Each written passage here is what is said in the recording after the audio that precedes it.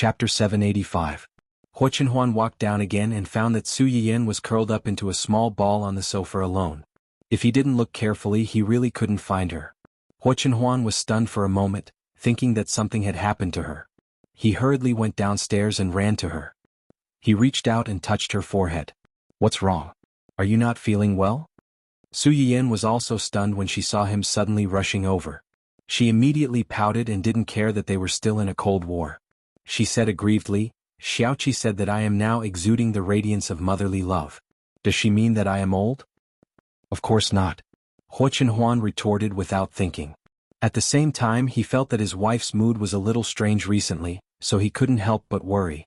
However, he temporarily suppressed this worry and coaxed with a faint smile. "She means that you have become more mature after giving birth. Mature men are very charming, and so are mature women. I think you are more beautiful and charming now than before. If possible, I want to take this opportunity to hide you at home and never show you to other men outside." Hua Chenhuan's coaxing made Su Yiyan's face look a little better, but she still confirmed again, "Really?" "Of course it's true." Hua Chenhuan leaned over and kissed Su Yiyan's forehead. He said meaningfully, "Instead of spending time and energy thinking about these groundless things, why don't you think about whether you can move me out of the guest room tonight?" "Move me out?" Su Yiyan was held in Hua Chenhuan's arms and snorted like a little piglet. "Where do you want to move me?" "Of course, back to our bedroom." "In your dreams." It was fine if Hua Chenhuan didn't mention this. As soon as he mentioned this, Su Yiyan remembered that someone had pretended to be pitiful in front of Ling Xiaoqi before. "Say, did you do it on purpose just now?" "On purpose what?" "Deliberately pretended to be pitiful in front of Xiaoqi and let her think that I bullied you." "You're accusing me wrongly. I just hope that she can help me say a good word and beg for your forgiveness." Hua Chenhuan couldn't help but kiss her. "Moreover, as long as you want, I can serve you tea like today every day as long as you can calm down." Su Yiyan was not really angry that she drove Hua Chenhuan to sleep in the guest room. "But it's a month." Hua Chenhuan stared at her with puppy eyes. His expression was very similar to the pitiful look of a hungry puppy asking for milk. "Can't you make an exception? Since you bullied me that night, I should have let you sleep in the guest room for a few days. Let's see if you still dare to do it in the future." When Hua Chenhuan saw how resolute Su Yiyan was, she knew that there was no turning back. Hence, she did not continue to harp on the matter. Instead, she was calculating in her heart how high the success rate of a sneak attack would be in the following days. Fortunately, Su Yiyan did not have the ability to read minds and did not know what Hua Chenhuan was thinking. Otherwise, she would have to sleep in the guest room for another month. It was not easy to coax Su Yiyan into forgetting about Ling Xiaoqi's words. However, Hua Chenhuan took Su Yiyan's abnormal behavior to heart. The next day, she secretly consulted a private doctor behind Su Yiyan's back. The conclusion she got was that she was suffering from mild postpartum depression. Chapter 786. From your description, your wife does have some symptoms of postpartum depression. However, it should still be in a relatively mild state. The fact that you can discover it so early shows that your relationship with your wife should be very good. This is also a good thing. Early detection and early treatment can control it early. If it is delayed for too long, it may become more serious and difficult to treat. Hua Chenhuan heard his words but did not comfort him at all. She frowned and said, "Her mood has been fluctuating a little recently. Is this also the reason?" "Yes. Many people only know that pregnant women have mood swings during pregnancy and can't control them. In fact, the period after giving birth is the most difficult period for pregnant women. During this period, they are under a lot of psychological pressure, and their emotions are not easy to control.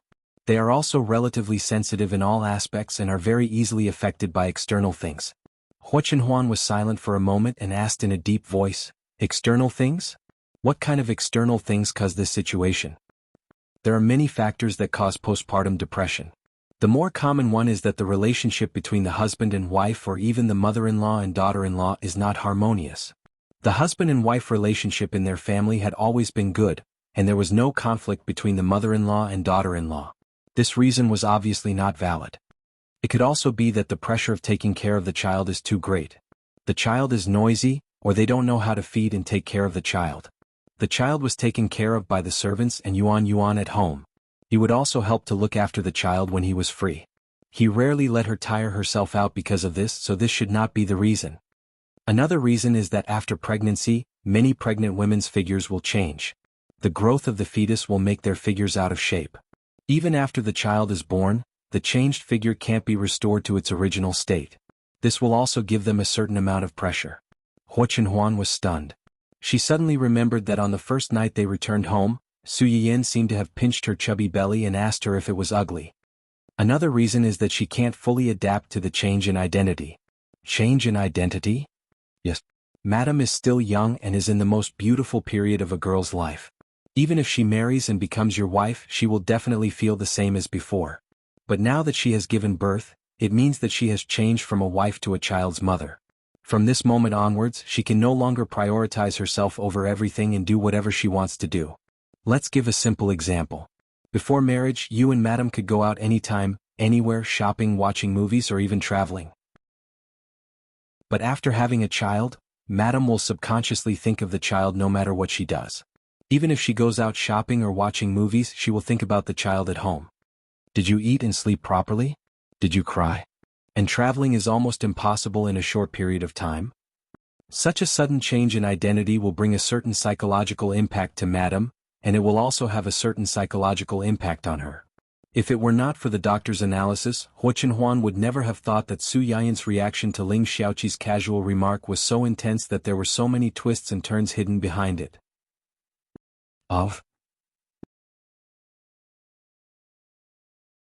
Chapter 787. The doctor gave a lot of suggestions, and Huo Chenhuan carefully noted them down one by one. Since then, Su Yiyan felt that Huo Chenhuan had changed. It was not that she had changed for the better, but that she had become more clingy. Other than the necessary meetings and urgent company matters, Huo Chenhuan basically stayed at home and tried to find food for her to eat. From time to time, she would prepare some surprises to cheer her up. In addition, Huo Chenhuan also called Ling Xiaoqi over to spend more time with Su Yiyan. After Ling Xiaoqi found out about Su Yiyan's postpartum depression, she also realized that her previous banter with her was inappropriate. For this reason, Ling Xiaoqi blamed herself. Fortunately, Huo Chenhuan did not blame her. She only asked her to spend more time with Su Yiyan when she was free and talk to her about the outside world to relieve her boredom. Ling Xiaoqi naturally agreed. With the efforts of the two, Su Yiyan's situation gradually improved. Even Qing Xiuqin, who was passionate about raising his grandson, did not realize that his daughter had a short period of depression after giving birth. In addition to taking care of Su Yiyan meticulously, Huo Chenhuan also wanted to find something to divert her attention. However, she had not found the right opportunity. However, things soon came knocking on her door. As the baby's 1-month-old birthday approached, there was good news from the research institute. The medicinal seeds that Su Yiyan had previously given to the research institute, such as lotus seeds, wolfberries, Chinese motherwort, red dates, and other medicinal herbs that had a relatively short planting cycle, had been harvested and could officially be sold on the shelves. This could be said to be a great benefit for the loyal viewers who had been waiting in line for more than a year and had yet to make a reservation. As soon as the research institute made the announcement, the viewers in Su Yiyan's live broadcast room spontaneously acted as the tap water. All kinds of retweets, comments, and likes came like a dragon. In a short while it was pushed to the top of the trending list, letting many people know about it. Originally, the development of this matter was quite joyous. However, at this time, a few verified accounts suddenly appeared and criticized this was just a false marketing to deceive the world. The so-called ancient Earth's medicinal herbs did not exist at all. It was a virtual thing. There were even a few people who were particularly aloof, hinting that the Research Institute had deliberately created an internet celebrity to deceive the masses in order to apply for research funding from the higher-ups. For the sake of his own interests, he had completely thrown the lives and health of everyone to the back of his mind. It was truly despicable. Where did these old farts pop out from? Also, where did this stupid medical association come from? Considering that his younger sister had just given birth, Su Yuxuan, who had successfully taken over his younger sister's work and contacted the Research Institute to promote the Chinese medicinal herbs to the market, almost couldn't help but swear on the spot. Although not many people paid attention to those verified accounts, if one were to search for them, they would find that these people were basically the seniors of the medical association. In the eyes of ordinary people, they were representative authoritative figures and professional insiders. After these people jumped out to criticize for a while, the medical association that they were backed by also jumped out to make a specious post. Although there were no clear statements to support these people, it was difficult not to associate them in this sensitive period. Many people might not dare to have any dissatisfaction with the research institute, but they had a preconceived suspicion of Su Yiyan and the Chinese medicinal herbs that were about to be promoted. Chapter 788. Su Yiyan frowned as she listened to her brother's complaints. She knew about the Chinese Medical Association. The Chinese Medical Association, as the name suggested, was an association that controlled the right to use all kinds of drugs. However, not all drugs were in their hands. Logically speaking, the Chinese Medical Association would have been the best choice if she had wanted to hand over those Chinese herbs. However, she had never considered the association at all and had instead handed the herbs to the Research Institute. Firstly, it was because her grandfather was more familiar with the Research Institute. If she wanted to seek protection, the Research Institute was obviously more suitable than the Chinese Medical Association. Secondly, she had also heard of the Chinese Medical Association. In her previous life, the association had several internal disputes because of profit issues. On the surface it seemed peaceful, but in reality there were constant disputes, and its reputation was not very good. If she handed those Chinese herbs to them, she would be lucky if they did not bite off a piece of meat from her, let alone seek protection. Wuxia had asked people to monitor all kinds of public opinions about Su Yiyan on the internet. As soon as these people jumped out, her subordinates spontaneously ran to investigate. While the siblings were talking, Yu Zian and the others had already sent the information they had found to Wuxia. The Chinese Medical Association developed an anti-cancer drug a week ago, and it caused a sensation in the industry. Su Yiyan narrowed her eyes and sneered. No wonder. It seems that we have touched someone else's cheese. They had just developed an anti-cancer drug, and the Research Institute had announced that they would promote Chinese herbs. It was impossible to say that this had no impact on the Chinese Medical Association, which had always had the right to speak about drugs. However, this matter could have been a win-win situation for both sides, but the Chinese Medical Association had obviously not considered this point. Instead, they had directly sent the Chinese herbs and the Research Institute to the teeth of the storm. Did they really think that they could cover the sky with one hand and do whatever they wanted?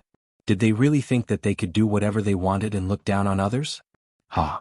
Su Yiyan sneered. No matter how good a thing was, as long as it was related to capital, it would become utilitarian and sharp. Take drugs for example. They were supposed to be used to save lives and heal the injured, but in the end, they had become a tool for businessmen to pursue fame and profit.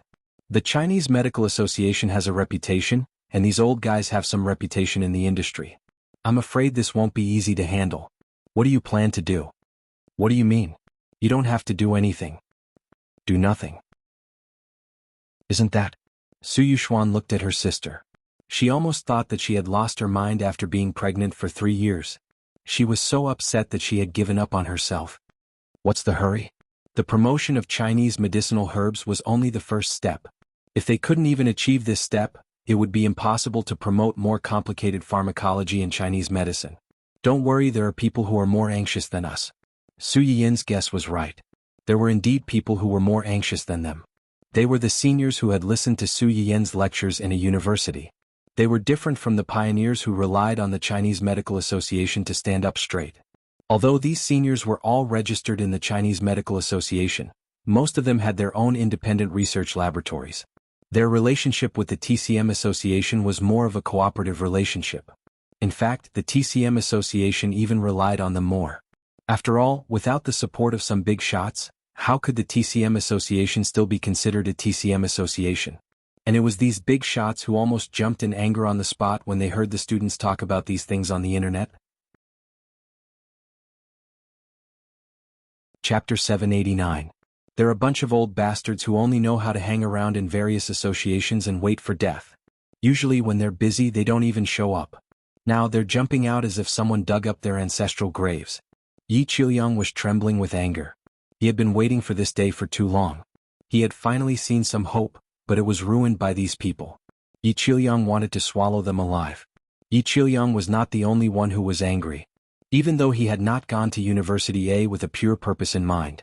Most people were just curious about what Chinese medicine, which Yi Qiuyang had admired for most of his life, was like. However, after a year of online learning, many people were attracted to this subject and truly fell in love with it. To these people, the Chinese Medical Association's move was no different from plucking the hair from a tiger's mouth. Isn't that right? Look at how weird they are. Why didn't I realize that these people's mouths are so cheap? I haven't interacted with them many times before. On the surface they seem like decent people, but I didn't expect them to have such low moral standards. They can even lie through their teeth when things are obvious. Did you just realize? These people are not good people to begin with. Do you remember the pharmaceutical exchange 5 years ago? At that time, I saw with my own eyes that these people deliberately bullied the young people who attended the exchange. Not only did they take advantage of their seniority, but one or two of them even, harassed the young girls in the hotel at that time. That's true. More than 10 people present were shocked. Why didn't you tell us? The old man who was yelled at touched his nose guiltily.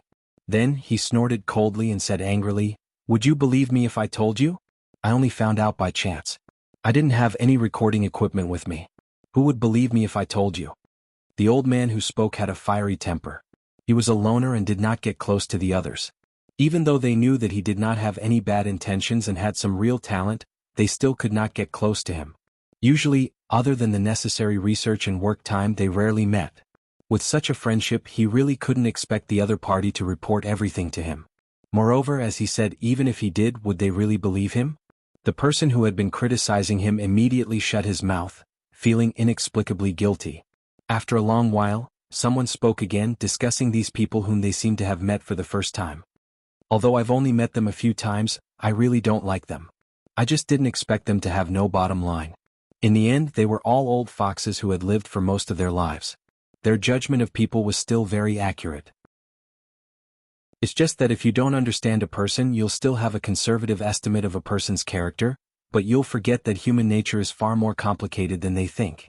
This is too much. As seniors, it's fine if they don't help and support talented juniors, but they're even suppressing them. Do they really think that the academic world is theirs alone? You even harassed girls. A female professor in her 60s was so angry that her face turned red.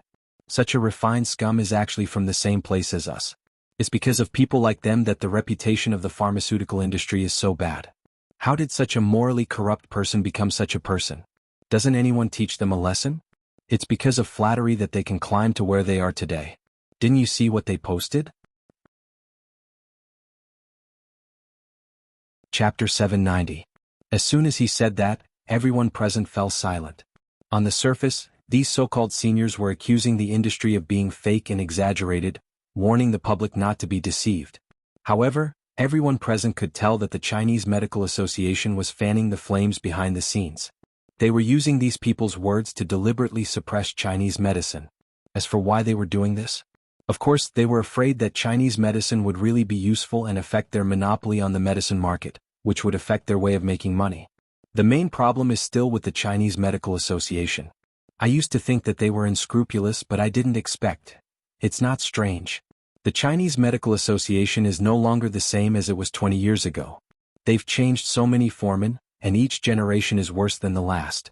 In recent years, they've even gotten a few laymen to manage it. They've turned a good place into a mess. How can it still be like before?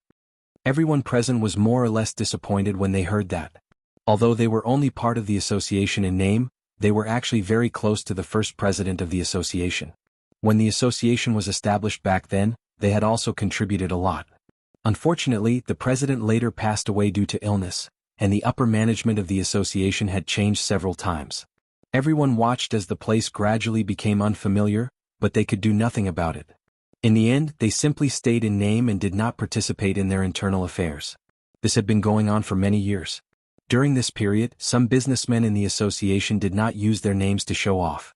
As long as they did not go overboard, they tolerated it for the sake of the first president. However, this time, I think they've been too complacent over the years. They've forgotten their own capabilities and their original intention of establishing the Chinese Medical Association back then. As soon as Yi Qiliang said this, everyone fell silent again.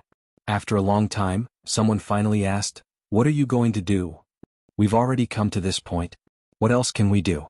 Everyone looked at each other and had an answer in their hearts. When the Chinese Medical Association first discovered that people were discussing Chinese medicine online, they did not pay much attention to it. In their opinion, even if this was true, these Chinese medicine would definitely be very delicate, since they would become extinct during the migration process. Even if they could really grow and survive, they would definitely not be able to promote it to the whole nation. It would not affect them. It was this contempt that caused them to be in an awkward situation at this moment. A week ago, they chose the most appropriate time to announce the news that the cancer drug was about to hit the market, which caused a sensation. In the end, this popularity only lasted for less than a week. It was actually suppressed by the Research Institute, a Chinese herbal medicine that came out of nowhere. The higher-ups of the TCM Association were furious when they found out about this. They also felt an unprecedented sense of crisis in their hearts. Over the past few years, the TCM Association had been the dominant force. There was almost no one in the industry who could compete with them. Over time, they had become accustomed to this comfort and took it for granted. Now, an unknown factor had suddenly emerged, and this unknown factor was backed by the Research Institute. After everyone panicked, their unanimous reaction was to strangle it in the cradle before it truly rose. For this reason, they reacted quickly. They found a few obedient seniors and asked them to set the pace on the internet. At the same time, they mobilized the Internet Water Army and the official account of the Chinese Medical Association to ensure that Su Yiyan and the researchers were implicated. There was no way to clear their names. Chapter 791. Things were indeed developing in the direction they had expected. The higher-ups were also proud of their wise decision. However, their joy did not last long. They received news from their subordinates that more than 10 old professors who were originally under the association had collectively sent resignation letters. From that day onward, they would no longer be affiliated with the association. This news was like a bolt of lightning that struck the association. The people inside were thrown off their feet. Associations like theirs were actually similar to some special enterprises. Every year, they would apply for a sum of money from the higher-ups for experimental research and internal operations. They would use this money to conduct research and experiments on new drugs to make profits. However, the prerequisite for applying for this sum of money was that there had to be at least 20 professors in the relevant fields in the association. Only then would they meet the minimum application criteria.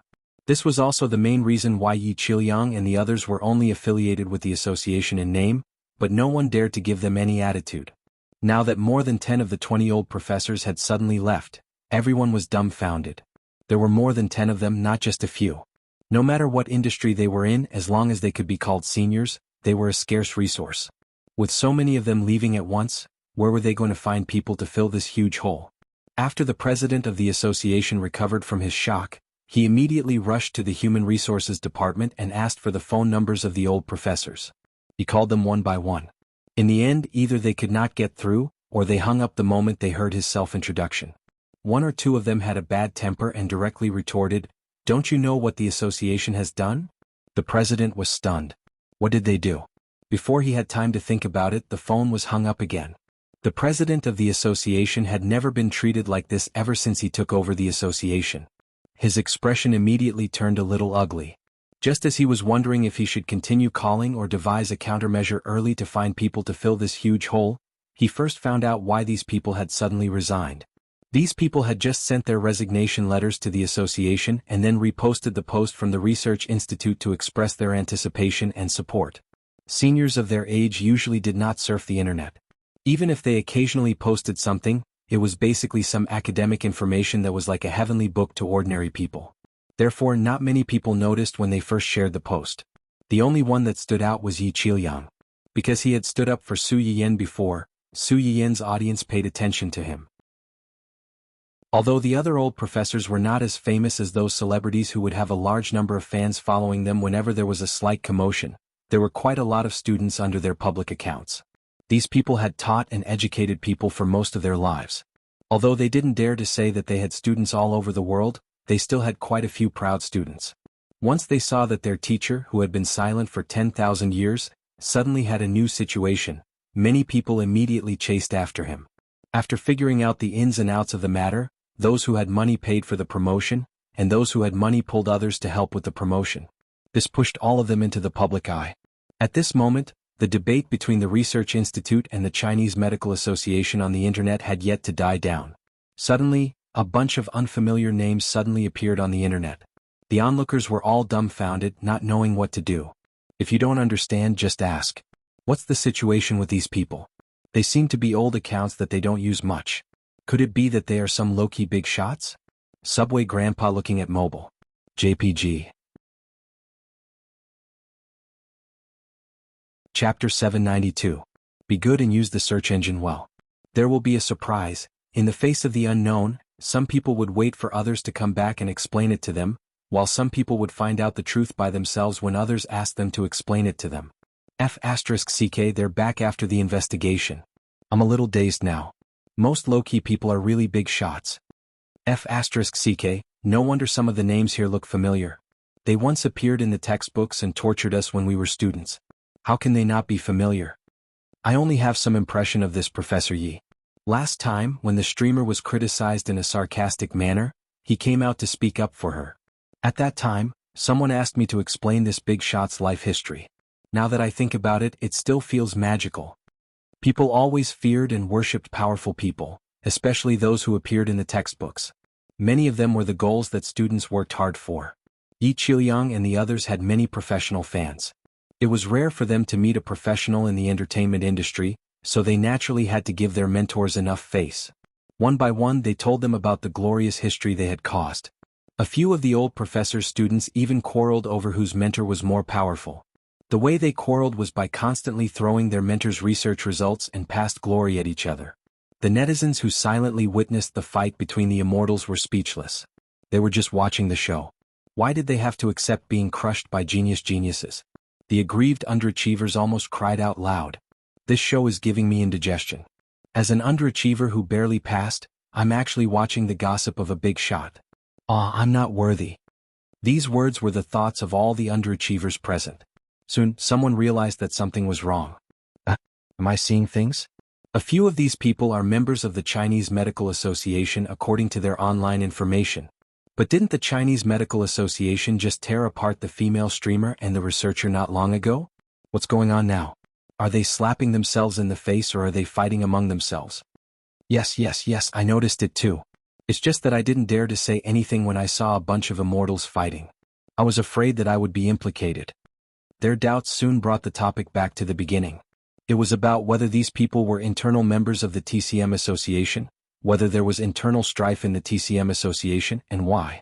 This time, whether the popularization of Chinese medicinal herbs in the Research Institute was related to the internal strife, or if they were just innocently involved and suffered an unexpected disaster. A series of topics continued to ferment.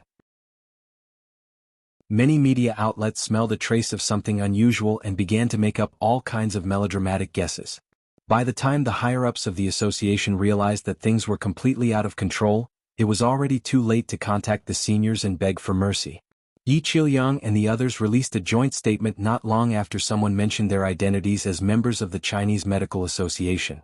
He expressed that he did not agree with the current philosophy of the TCM Association, and that he would withdraw from the TCM Association as of today.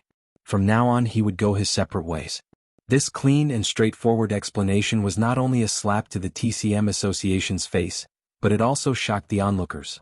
Soon after, an insider revealed that more than a dozen seniors of the TCM Association had submitted their resignation letters because they were dissatisfied with the new decision of the higher-ups of the TCM Association to suppress the Research Institute. They had completely announced their departure from the TCM Association. Chapter 793.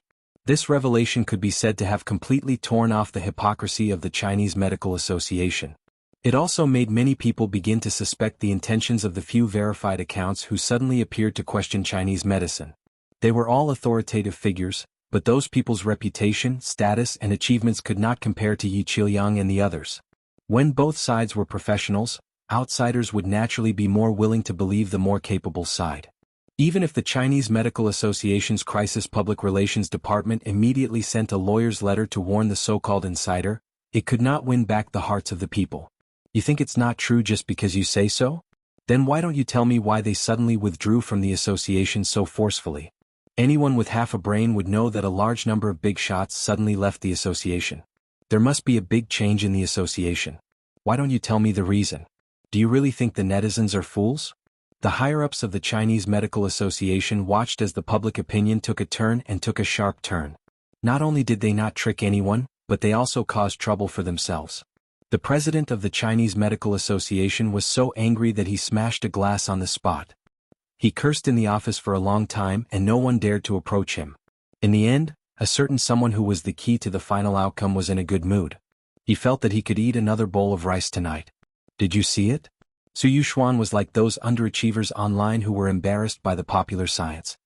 He watched in disbelief as these big shots, who he had only heard of but never seen before, popped up one after another to speak up for his sister and support the research institute.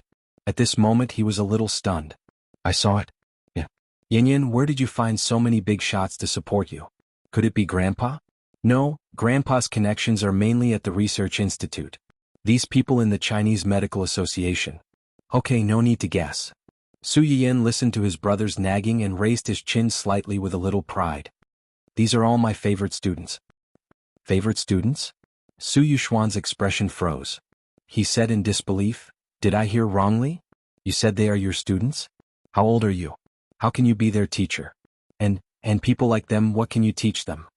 Su Yiyan was both angry and amused when he heard this. Do you look down on your sister that much? This is not a matter of whether I look down on her or not, it's… Su Yiyan looked at him with a faint smile. What is it? Su Yuxuan's intuition told him that something was wrong. He frowned slightly and turned to look at Huo Qinhuan. To confirm. Is what she said true? Huo Qinhuan knew what was going on. He nodded and replied, yes. Su Yuxuan felt as if he had been struck by lightning. His suspicious gaze shifted between the two of them. He clearly suspected that the couple had teamed up to tease him. Su Yiyan could tell what Su Yuxuan was thinking at a glance. She rolled her eyes helplessly and explained the whole story to him. Them? Strictly speaking, I should be considered half their teacher, right? Su Yuxuan was even more dazed when he heard this. His sister had actually taught these big shots and was loved by them. Su Yuxuan took some time to digest this huge amount of information. Then, as if he had been provoked, his eyes widened. He pointed at Su Yiyan and shouted, Vixen, give me back my sister. Su Yiyan? Chapter 794. The room suddenly fell into a dead silence. Su Yiyan, who had been shocked by her brother's actions, couldn't come back to her senses for a long time. After an unknown amount of time, Huo Qinhuan couldn't hold it in anymore and was the first to burst out laughing. When he laughed, Su Yiyan also seemed to wake up from a dream. She looked at her brother with an indescribable expression. Brother, what have you been through during this period of time? How could a good black sesame rice ball turn into a sand sculpture? Su Yuxuan saw his sister's disdain for him and almost laughed out of anger. Don't look at me like that. Aren't you the one who caused me to become like this? I caused you to become like this? Su Yiyan pointed at herself with a face full of shock. She felt as if a huge pot had flown down from the sky and smashed on her head. Now that things had come to this, Su Yuxuan felt like he had nothing left to lose. He crossed his arms over his chest and sneered, I don't know who it was that suddenly asked Mom to arrange a blind date for me. Now I have to go out and eat with strange women every 2 to 3 days. After seeing so many women, I finally understand the truth of a certain saying. A certain saying? What saying? When the forest is big, there are all kinds of birds. Su Yuxuan's face darkened as if he wanted to beat someone up. Do you know how many blind dates I've seen during this period of time? 20. On average, I've seen one every 2 days.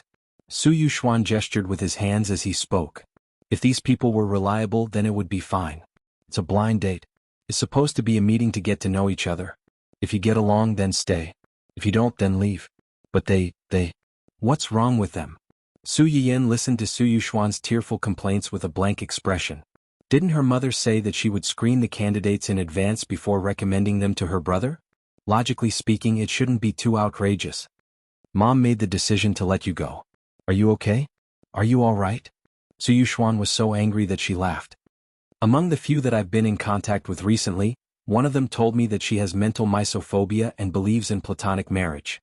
She can't tolerate her husband's betrayal, whether it's mental or physical. So, for the sake of our future marriage, I must get a vasectomy before we get married. PFFF. These sisters are fierce. The other one was fine at first. As they chatted, she suddenly said that although her family was quite rich, that money belonged to her younger brother and had nothing to do with her. And when we get married in the future, she hopes that I will give her brother a share of our company as a betrothal gift. Help. Help younger brother? Another one asked me directly. She's bisexual. After we get married, can she bring her regular lover over to live with us? If I'm interested, they wouldn't even mind having a threesome with me. Su Yiyan was stunned. Oh my god, isn't this too open-minded? Are young people these days so good at playing? Huan. BFFF baby, you're still young? Don't make it sound like you're in your 70s or 80s. I don't want to say this, but brother, have you been tainted by something unclean? How did you meet such weirdos? As soon as Su Yiyan finished speaking, Su Yuxuan's sharp glare flew over. Thinking that he was partly responsible for this matter, Su Yiyan laughed dryly and shut his mouth in embarrassment. Su Yuxuan still couldn't calm down after he finished speaking. He looked up at the sky and sighed. For the past month, I've been shouldering everything by myself. Chapter 795. Su Yiyan felt goosebumps all over her body when she heard his sad aria. But when she remembered that she was the one who brought it up first, Su Yiyan couldn't help but feel a little guilty. She coughed lightly and said, "You can tell Mom about this. Mom has already screened the blind dates for you, but it's inevitable that some fish will slip through the net. If you tell her, she'll know who to screen next time and you'll suffer less." To be honest, Qing Xiuqin couldn't be blamed for this. Except for the last one, if they didn't mention the first two, they might not have been able to find out. With Su Yuxuan's ex-girlfriend as an example, Qing Xiuqin first investigated the other party's character. Strictly speaking, there was nothing wrong with mental cleanliness, but it was a little inhumane to ask Su Yuxuan to get a vasectomy. Although the sister-supporting demon was a little scary, it was also related to the other party's family environment. You could dislike it and be unwilling to jump into the pit, but you didn't have to be too critical. As for the last one, it wasn't something to be proud of in a rich family, so the family naturally took pains to hide it. But he didn't expect his daughter to be so honest and reveal it herself as soon as they met. He didn't know if it was because she was confident in her family background, or because she saw Su Yuxuan's gentle and honest appearance, but she felt that he was easy to bully. In the end, it could only be said that Su Yuxuan was too unlucky. There were such weirdos every year, but there were especially many this year, and he encountered all of them. Forget it. Su Yuxuan had already given up on treatment. Just treat it as a free social beating to accumulate experience. After seeing so many weirdos at once, he wouldn't be too surprised if he met any more idiots in the future. And after seeing so many women with strange ideas, his judgment of people would improve slightly in the future. He would treat it as a preparation for his discerning eyes to find his future wife. But if this situation continued, Su Yuxuan wasn't sure if he would go crazy first or become numb first. Let's not talk about this anymore. Since they've stood up for you, what are you going to do about the research institute? What else can I do? Su Yiyan chuckled. Of course it's a cold dish. Therefore, not long after the two sides were in an uproar, Su Yiyan finally logged into the public account used for live streaming and posted a status. This was the first time Su Yiyan appeared in the eyes of her live stream viewers after 3 months. Yinyan's little kitchen, buy it or not. I've been busy feeding the baby recently, so I don't have time to play these schemes with you guys. As soon as this post came out, there was a mix of fans and haters. It was very noisy. The anti-fans thought that Su Yiyan was too arrogant, and the experts from the Chinese Medical Association had already concluded that she was creating hype. The things she took out were not as magical as she claimed, yet she still dared to sell medicine so blatantly. She did not care about human lives at all. The loyal audience in Su Yiyan's live streaming room was already overjoyed by the appearance of Yi Qiliang and the others. When they saw Su Yiyan's post, they instantly straightened their backs and quickly retorted. If you don't want your eyes, you can donate them. Thank you. What's with the Chinese Medical Association's experts? They're just unscrupulous businessmen who take advantage of their seniority. They feel that the host and the research institute threaten their interests, so they poured a basin of dirty water on her. It's really disgusting. Upstairs, why are you still shutting your eyes and criticizing her? Even if you don't ask us old viewers, you should ask the big boss's students if they agree. Chapter 796. Some people were even more straightforward. They simply went along with Su Yiyan's words and beat around the bush to criticize these keyboard warriors. I beg you not to buy it. I'm one of the earliest viewers of the streamer's live broadcast room. I've been in the streamer's live broadcast room for almost 2 years.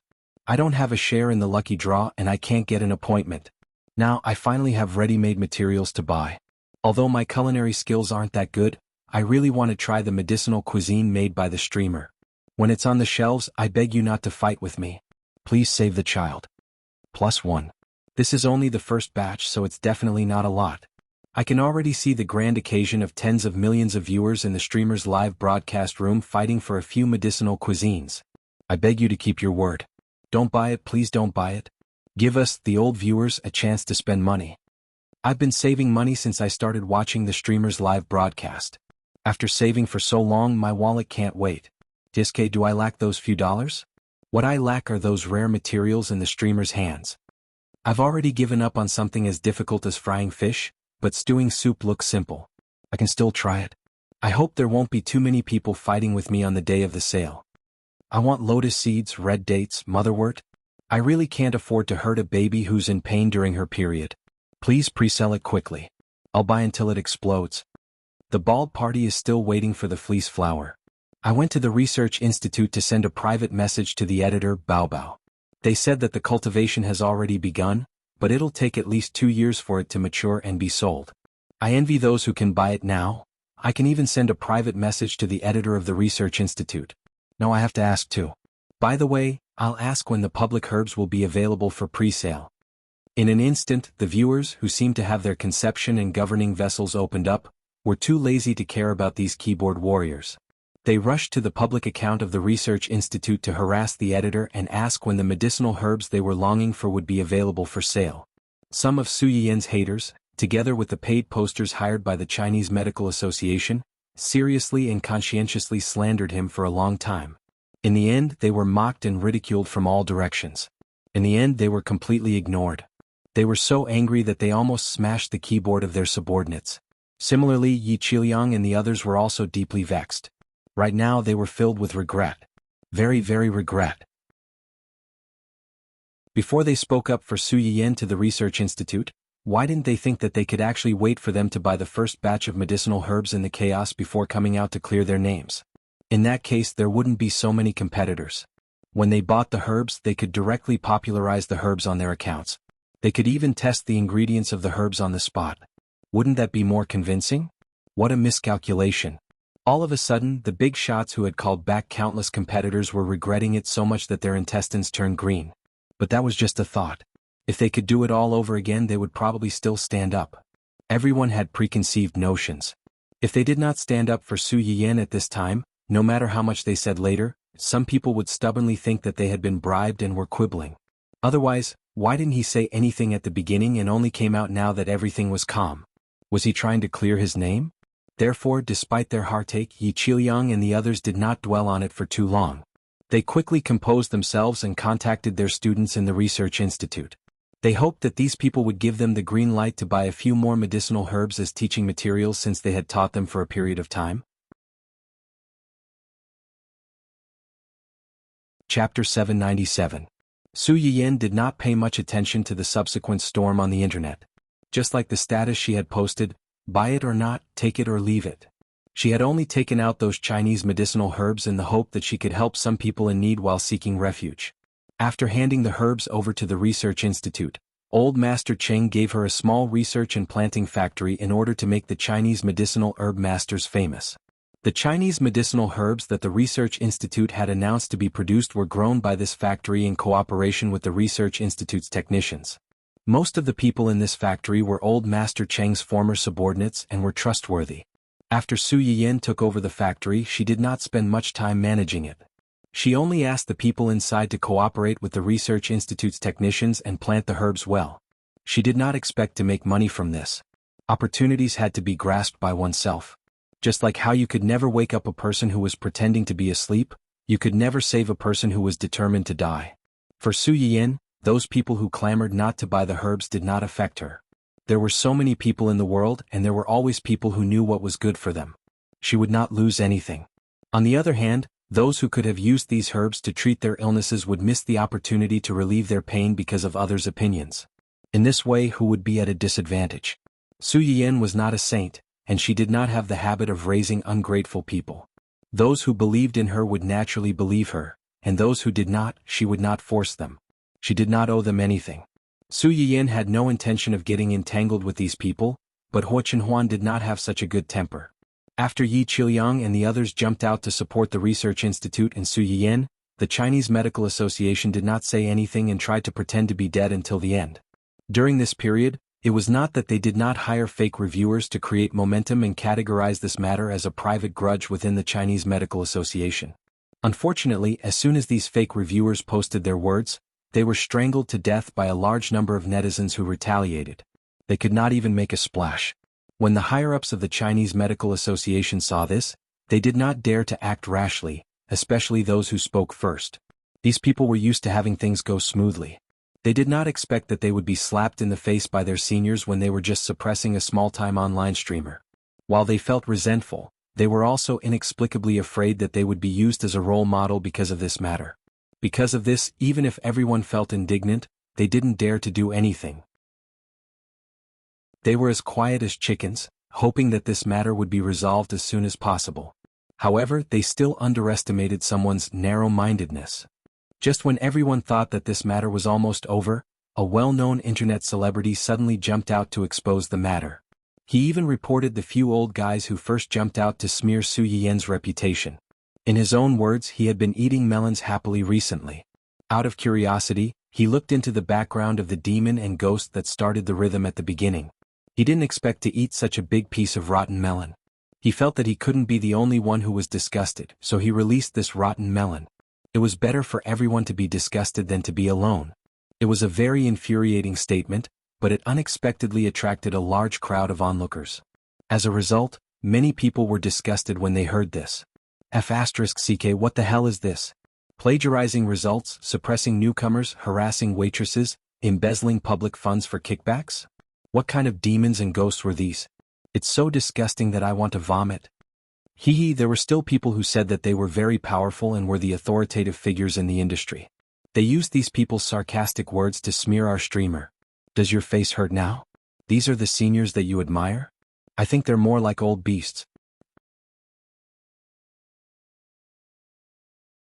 Chapter 798. Suppressing newcomers and plagiarizing students' research results for their own. How can they be mentors? They're a disgrace to the academic world. I'm about to throw up. I've always thought that these old guys looked weird. They had white eyes and hooked noses. To put it bluntly, they had pointy mouths and monkey cheeks. Now that I've seen the video of them harassing and raping the waitress, I'm really going to throw up. What kind of scum are they? I didn't understand why Professor Yi and the others would suddenly withdraw from the association. Now that I've seen this, I finally understand. Fortunately, they withdrew. Otherwise, they might have been dragged down by this group of trash and vermin and lost their integrity in their later years. This Big V's revelation directly pushed the few people who pretended to be dead and the association to the forefront of the storm once again. Among the few people who were exposed, 3 of them were involved in academic fraud. They plagiarized students' research results and took them for themselves. These 3 people were indeed quite capable in their early years. Unfortunately, they had seen too much of the Huahua world outside and were used to being flattered. They had long forgotten how they had worked their way up step by step. After years of sensual pleasures, how could they be expected to spend as much effort on academics as before and produce amazing research results? In order to protect their positions in the association, they began to take unconventional measures. They recruited talented students and took their research results for their own use to improve their reputation. With a good reputation, they would attract more talented students. They would have more and better targets to suck blood from. There would be an endless stream of them. A great man once said, when the profit reaches 10%, they'll be tempted. When the profit reaches 50%, they'll take the risk. When the profit reaches 100%, they'll dare to trample all the laws of the world. When the profit reaches 300%, they'll dare to risk being hanged. It seemed exaggerated, but that was the reality. It was a bloody reality that buried countless rotten bones. At first, they were still a little anxious. It was not because they felt guilty toward those students, but because they were worried that this matter would be exposed and affect their reputation in future. However, they gradually stopped being afraid because those students' foundation was not as good as theirs. They could only swallow their grievances helplessly. After a few times, they began to become unscrupulous and even took it for granted. Needless to say, the 2 of them had harassed the waitress before, so they didn't take it seriously at all. In this world, the protection of girls was not comprehensive. In their opinion, if this kind of thing were to spread out, the girls would still be the ones to suffer. So what if a man was a little flirtatious? Who knows, there might even be some D***ck cancer who would turn around and scold the girl for being shameless and seducing him on purpose. After all, Some straight men even thought that a girl wearing a slightly shorter skirt was a sexual hint. In the end, the one who embezzled public funds and took kickbacks was because he was related to the current president of the association. Originally, his ability was not enough to enter the association, but because of his nepotism, he was accepted as an exception.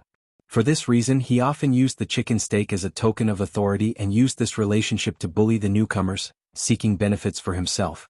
The president might not know about the commission, but the fact that the two of them were relatives was enough for people to pin the blame on him. After all, this person's existence was evidence of him abusing his power for personal gain. It was not wrong to be implicated by him now.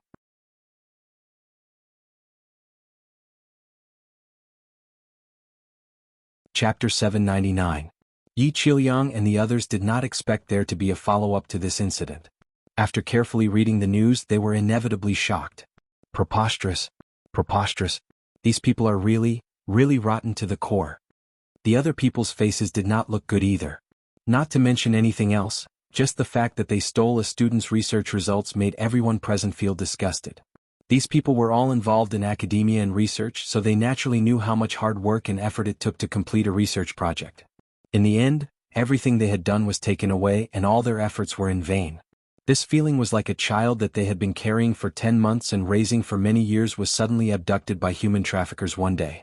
The child was then crowned with someone else's surname and became someone else's child.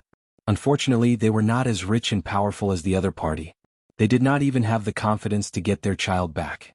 They could only watch their child acknowledge the thief as his father. Although we shouldn't wash our dirty linen in public, this is no longer just a dirty linen. Look at this. One of the old professors sighed and pointed at the people who had suddenly jumped out in a few minutes to prove that the news was true. Skipping over the emotional parties, who looked as if they had gotten their revenge, one of the non-parties who leaked the information attracted a lot of attention. This informant claimed to have grown up with one of the people whose research results had been stolen. They used to be schoolmates. He accurately said that his friend's research was plagiarized back then and posted some of the original manuscript online to prove that the research was indeed the result of his friend's own research. Onlookers loved this kind of news the most. It was satisfying and not tiring. However, there were also people who wondered why he was the one who posted these things instead of the person involved. The other party quickly replied, because he is no longer in this world. The hearts of the onlookers suddenly trembled. Then, without needing to be urged, the person spontaneously told the tragic truth behind this plagiarism. It turned out that his friend's mother had died early, and his father had raised him single-handedly.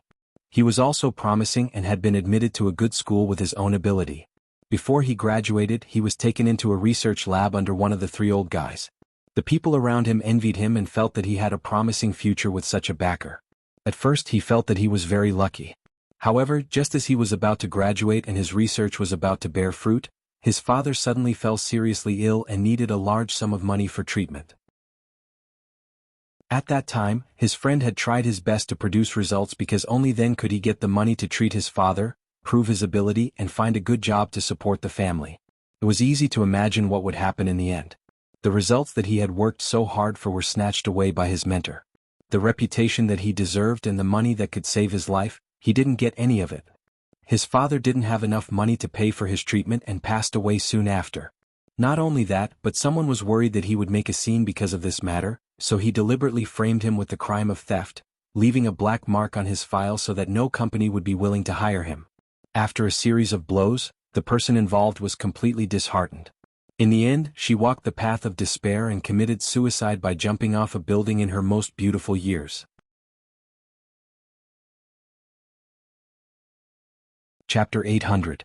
Other than the people in the industry who had a deep understanding of the situation, most of the netizens only treated it as an interesting piece of news. Now that they suddenly discovered that this piece of news involved human lives, these people no longer dared to treat it as an interesting and insignificant piece of news. Of course, it was not that no one questioned why such a terrible thing was not exposed back then and only revealed now. The other party also quickly replied, back then someone covered the sky with one hand and the victims had no way to appeal. Now that someone has finally self-destructed, I'll feel uneasy if I don't take this opportunity to seek justice for the dead.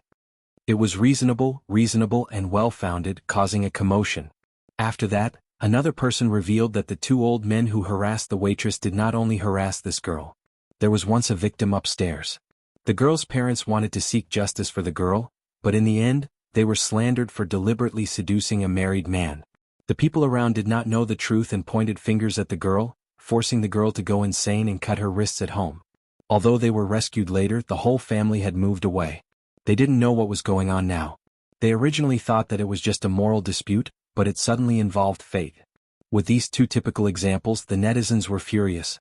The higher-ups also quickly noticed this matter and quickly set up an investigation team to investigate. In the end, the vines were pulled out along with the melons. One melon after another was dug out. The incident was so big that it shocked the entire industry. The president of the medical association and those people still did not understand until they were arrested. They were just suppressing an unknown internet celebrity. How did they get themselves implicated? Yi Qiliang and the others watched helplessly as the melon rolled from a small one to a huge one. It fell and crushed a group of people to death. How did this happen? I heard from a student who has some connections in the investigation department that the news is basically true. One of the old professors shook his head and said sadly, "I can only say that God is watching what people do. It's not that the karma won't come, it's just that it's not time yet." A relatively younger professor on the side frowned and looked inquisitive. "I think someone is behind this. Otherwise, it wouldn't have caused such a big commotion." Yi Qiliang smiled and said, "What does it matter if someone is behind this? As long as these things were true, it was fine. Hiding these rotten scars would only make them worse. He should take advantage of this opportunity to dig them out. Only when you grow new flesh can you improve." The people beside him looked at each other and seemed to have sensed something. "From what you've said, you seem to know something." Yi Qiliang didn't refute. He smiled and said, "That little teacher of ours has a good temper and doesn't like to fuss. But the one in her family is someone who dotes on people." Although Yi Qiliang had only met Huo Chenhuan a few times, he could tell that he cared a lot about Su Yiyan. His wife had painstakingly given birth to the child and was in the middle of her confinement period. How could he tolerate that? Everyone was not stupid. They immediately thought of the man who had personally come to the school to pick up Su Yiyan. They had also seen him from afar. "You mean?" Yi Qiliang did not answer directly. He only smiled and said, "It's good to dote on someone. Only those who know how to dote on someone will know how to protect them."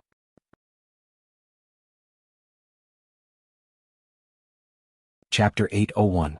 Su Yiyan went offline after she posted that post, so she did not see the chaos that followed. What she posted at that time was not considered a lie.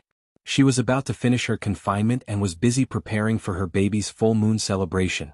Huo Chenhuan remembered the doctor's words and did not stop her from doing these things. She only asked the family to cooperate with her and not let her be too tired. Previously, the background for little Kanji's full moon celebration was the azure blue of the sea. Su Yiyan wanted to give her baby a party that was different from others, so she naturally did not choose this color. After thinking about it, she finally decided to use bright yellow as the main color, which was just right for his name. The venue for the full moon celebration was a hotel under Zheng Qinyang's name. This hotel was transferred to the little guy's name when he was born. Before he came of age, it was temporarily under Su Yiyan's care. In Zheng Qinyang's words, he had nothing in his hands except for these properties. Since the little guy called him granduncle as an elder, it was not strange for him to give the younger generation a greeting gift in advance. Su Yiyan? This family's habit of giving gifts to each other was really in the same vein. Many people were invited to the banquet. In addition to the relatives and friends of the Hua and Su families, Huo Chenhuan also kept her promise and invited all the employees in the company to join in the fun. Naturally, the employees of Su Yiyan's restaurant and the chefs of Huo Chenhuan's family were in charge of the food for the full moon celebration. Considering that there were too many people coming, they decided to use a buffet style and prepare in advance so that they could make up for it at any time. When the employees of Huo Chenhuan's company found out about it, they spontaneously gave a big red packet to the baby as a congratulatory gift. However, in the end they basically returned it and only took 6 yuan as a courtesy. Just like that, other people's banquets were filled with toasts, groups of 2s and 3s chatting, hitting on each other and probing each other. However, at Su Yiyan's banquet, a large group of people walked around as if nothing had happened, eating and eating. Occasionally, there would be a few people who would accidentally take a fancy to the same food as the other party. The man and woman who had taken the same piece of cake froze on the spot and looked at each other in surprise. The girl blinked and looked at the tall and handsome stranger in front of her. She asked tentatively, "You want to eat this too?" "Yes. I'll give it to you then." The girl was too embarrassed to argue with him. After saying that, she sheepishly took back the tongs and prepared to find something else to eat. The man stared at her for a while. Suddenly, he picked up the pastry with a pair of tongs and placed it on the girl's plate. You eat it? Compared with this, I actually prefer to eat this. The man smiled at her and reached for the sandwich biscuit on the other side. The girl was shaken by the man's smile. She blushed and said, "Actually, I like to eat this too." "Really? What flavor do you like?" "I like strawberry." "What a coincidence, I also like strawberry flavor." "Nice to meet you, my name is..." "Oh, hello, my name is..."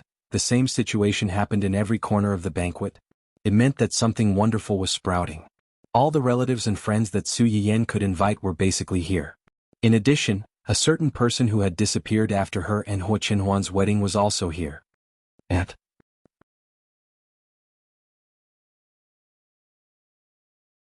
Chapter 802. Su Yiyan saw Su Yuding coming in from a distance. Her eyes lit up and she trotted over with the child in her arms. "You're always so surprised." Su Yuding saw Su Yiyan coming over and hurried over to help her hold the child in her arms. "This must be little Xingxing. This little chubby face is so cute and his facial features are so beautiful." The little guy in Su Yiyan's arms opened his big black grape-like eyes, as if he heard his great-aunt praising him. His little hands moved around and cried out. It seems that the little guy likes his aunt very much.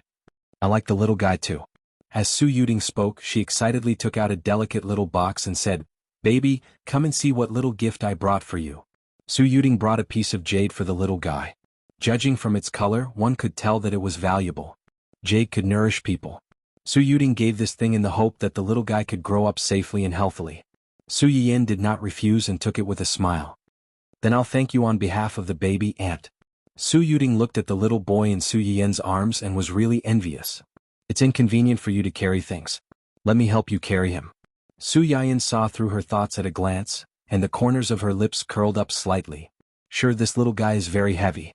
My hands are sore from carrying him." The little chubby baby was almost 8 kilograms when he was born. After a month of careful feeding, his weight had increased. Su Yiyan now felt strained to carry him for a little longer. The little guy was still silly and not afraid of strangers. After being carried by Su Yuding, he rolled his eyes and was full of curiosity. Su Yuding had not seen such a small child for a long time, and her heart softened. After greeting the guests, Mr. Su and the others also noticed Su Yiyan's movement. They came over and asked in surprise, "Little Ting, when did you come back?" "Just arrived." Mr. Su heard her words and could not help but feel a little emotional. His sister came and went in a hurry these years. The family had not sat down and talked for a long time. "Do you want to stay at home for a while this time?" "Yes. You've been traveling for a long time. You're not young anymore. It's time for you to settle down." Mr. Su tried his best to persuade Su Yuding before he realized what she had said. "What did you just say? You agreed?" Su Yuding smiled and nodded. "I came back this time to rest for a while. I won't be leaving." "You've thought it through?" Mr. Su was pleasantly surprised. Su Yiyan and Qing Xiuqin were also surprised. After the initial shock, he felt somewhat gratified. "It's good that you've thought it through. It's good that you've thought it through."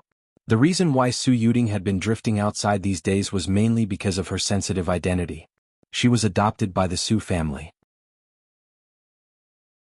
After the 2 elders of the Su family passed away, her position was a little awkward. It was fine when he was studying. Most of the time he lived in the dormitory. After graduation he had to go home. After a long time, some people outside with dirty mouths always liked to use her identity to gossip about her. Su Yuding heard a lot of rumors. She did not want her family to be troubled by these rotten things, so she used the excuse of traveling. These years she had been drifting outside and rarely came back. Now that she was finally willing to stay, didn't she think it through? Su Yuding looked at her few relatives in the world and dropped another bomb with a smile. "Brother, sister-in-law, I'm going to get married."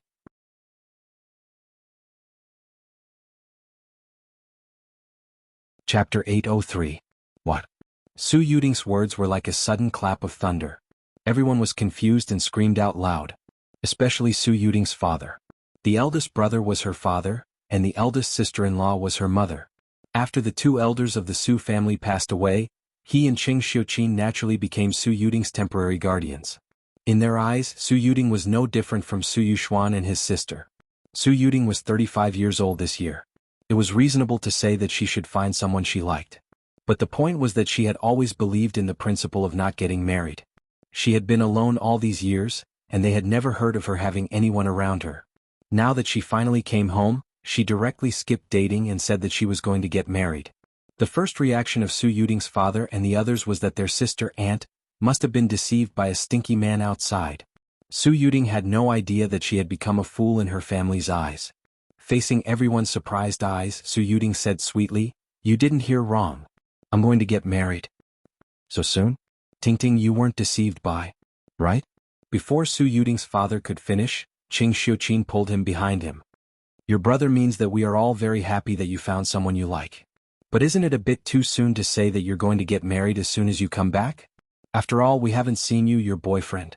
Su Yuding knew what they were worried about. She opened her mouth and was about to explain when she saw a familiar figure coming in from outside. Su Yuding's eyes lit up slightly and she waved at the person. The few of them saw her actions and subconsciously followed her gaze. They saw a man who looked to be about the same age as Su Yuding.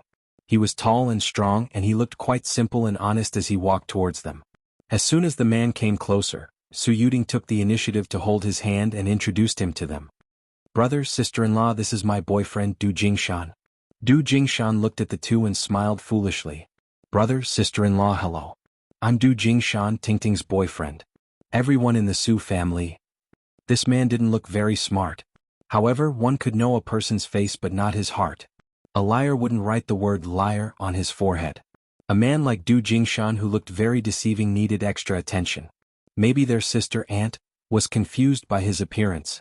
Thinking of this, Su's father and the others looked at Du Jingshan's eyes became more vigilant. "Did you come here together? You guys were together when you were abroad?" "Yes, we were together, and we came here together today. He went to find a parking space just now. I was anxious to see Yen Yen and the baby, so I came in first." Of the Sus of the Su families of their eyes of their of the eyes of love of their eyes. Of the head of the the head of the the head of the head of the ofs? Of the of this of the heads of the head of the of Su Yian had already brought the child back. Seeing her father's angry face, she was afraid that he would get angry on the spot, so she quickly helped to mediate. "Go. Dad, Mom, Auntie, let's find a place to sit down and talk. There are too many people here." Su Yuding and the others then remembered that they were still at the banquet. It was indeed not a good place to talk with people coming and going. Su's father temporarily suppressed the anger in his heart and a lot of questions, and asked his daughter to help find a suitable place for them to talk. If he didn't clear up this matter today, he was afraid that he wouldn't be able to sleep tonight.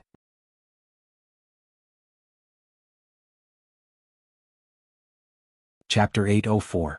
The hotel they were in was originally Zheng Qianyang's property, and now it was temporarily transferred to Su Yiyan's name.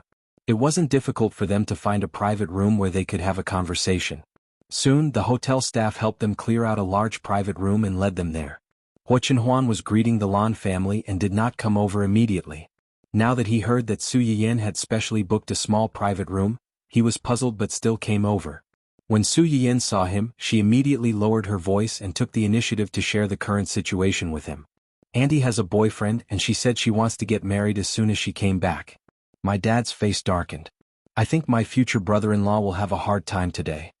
After listening to his wife's explanation, Huo Qinhuan's eyes were also a little surprised. He had only met Su Yuding once when he married Su Yiyan. His impression of her was that she was a very energetic and opinionated woman. Su Yiyan had mentioned to him before that her auntie did not believe in marriage. Now that she suddenly said she wanted to get married, it was inevitable that he would be surprised. However, from Huo Qinhuan's impression of her, it was not impossible for Su Yuding to do this. As soon as they sat down, Father Su looked like he was interrogating a criminal. With a cold face he asked several questions like a machine gun. "Tell me, how did you meet? When did you start dating? How long have you been together? Who was the one who pursued who?" Su Yuding burst out laughing and said helplessly, "Brother, you asked too many questions this time. Which one do you want him to answer first?" Father Su glared at his sister and did not compromise. "Answer carefully, don't leave out any of them." "Brother?" Father Su glared at her. "Did I ask you? Let him say it himself." Su Yuding wanted to say something but was stopped by Du Jingshan, who smiled good-naturedly. I took the initiative to pursue Tingting. We first met in a city. At that time, Tingting went to the flower shop to buy flowers and bumped into me. I fell in love with her at first sight. Wait a minute, Qing Xiuqin heard this and hurriedly interrupted him. You said you met Tingting in a city? Then aren't you? Su Yuding was a little embarrassed. Actually, he has been pursuing me for almost 7 years. 7 years? Everyone in the room was shocked again. Why didn't we know anything about it? Su Yuding averted her gaze, feeling guilty for some reason. If I don't tell you, how would you know? The few of them choked, feeling stifled and depressed. There was also a sadness of being excluded. On the contrary, Su Yian was quite curious about the relationship between the two. She smiled faintly and asked, Auntie, you've been running around for the past few years and he's been chasing you for 7 years. Does that mean he's also running around with you?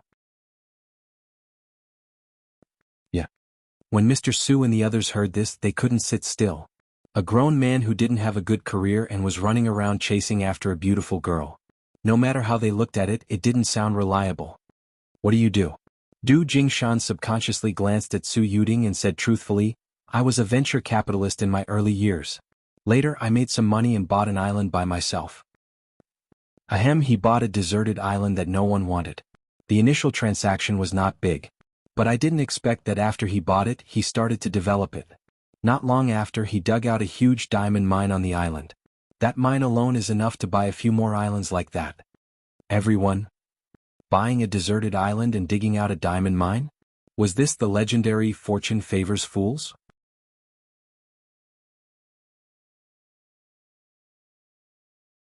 Chapter 805. Du Jingshan, who was really rich, touched his head embarrassedly and giggled. I've been lucky since I was a child and I rarely fail in the things I invest in. Buying an island has been my dream since I was a child, but I didn't expect such a surprise after buying it. Su Yiyan and the others. Is this guy the legendary European king? Cough, besides this island, do you have any other industries? Brother? Su Yuding was a little dissatisfied with her brother asking these questions as if he was checking her account. Du Jingshan could understand that he was worried that his sister would suffer with him, so he wanted to know more about his family's situation. I have a lot of industries under my name and they are a little scattered. Most of them are my private investments. Du Jingshan roughly explained his family's situation. His parents were still alive, but they had divorced in their early years and had their own small families. Generally they wouldn't contact him. As for the businesses under his name, they were really many and scattered. Most of them were from his early investments. He hadn't been very diligent in managing them over the years, but he had been able to maintain a basic profit and accumulate a large amount of wealth for him. It was fine if Du Jingshan didn't say it, but after he said it, the few people present couldn't help but feel a little jealous. Sure enough, comparisons were odious. They had worked hard for decades, but they didn't earn as much as he casually invested everywhere. At this moment, everyone felt the crushing pressure from the European king, and they felt jealous on the spot. Father Su opened his mouth and just wanted to say something, but Du Jingshan had already giggled very sensibly. I like investing, but I don't know how to manage it. So, after I get married to Tingting, I'm going to transfer all these industries to Tingting and let her help me manage them.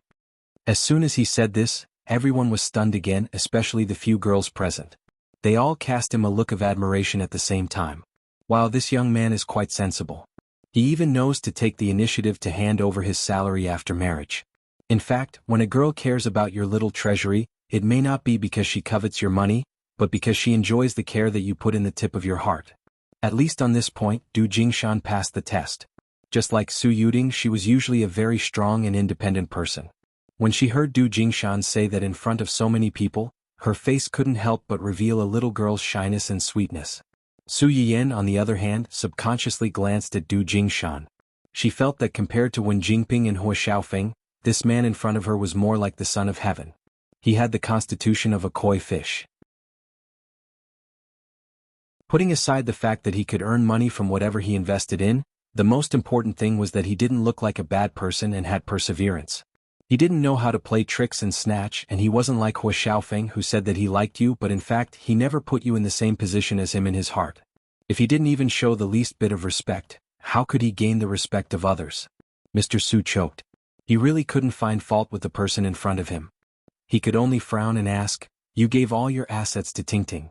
Aren't you afraid that she'll hold on to them and refuse to give them to you?" If that's the case, you won't be able to invest whatever you want in the future. I'm not afraid.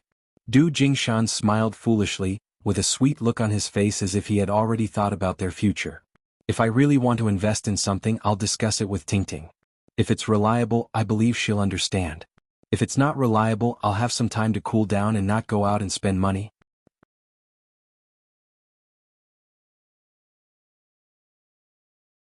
Chapter 806. Du Jingshan couldn't help but touch his head again, which seemed to have become his habit when he was nervous. I admit that I have some luck, but people say that the amount of good luck a person can have in his life is fixed. No one knows how long my good luck will last. Du Jingshan couldn't help but turn to look at Su Yuding. In the past, I was full and the whole family wasn't hungry. Now that I want to build a small family with Tingting, it's not enough to rely on these illusory things. It's best to work hard to make money. I won't let Tingting and our future children suffer. After hearing this, Mr. Su silently crossed out his initial impression of this person and added, "He's simple and honest, but he's not a fool. He knows how to take care of his wife and children. Not bad." When Cheng Xiuqin saw that her husband's expression had eased up, she knew that he didn't reject this future brother-in-law as much as before. Her lips curled up as she asked curiously, "You said that he pursued you for 7 years. When did you two officially get together?" The person who answered this question was not Du Jingshan, but Su Yuding. In fact, it hasn't been that long, just this year. To be precise, it was after attending the wedding of Su Yiyan and Huo Chenhuan. When Su Yuding learned that her favorite niece was going to marry a wheelchair-bound disabled person, she, like most people, thought that Su Yiyan was just angry.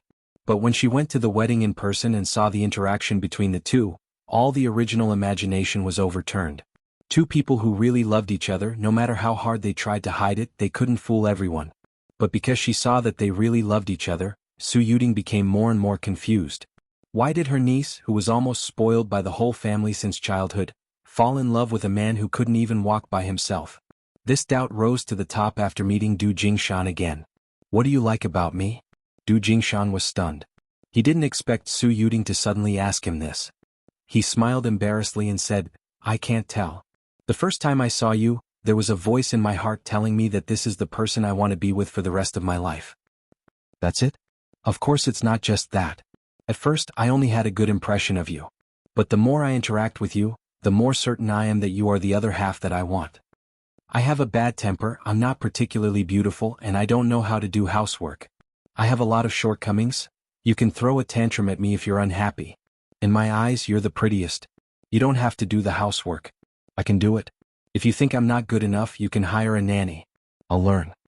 After Du Jingshan finished speaking, he pursed his lips as if he was a little annoyed with his clumsy tongue.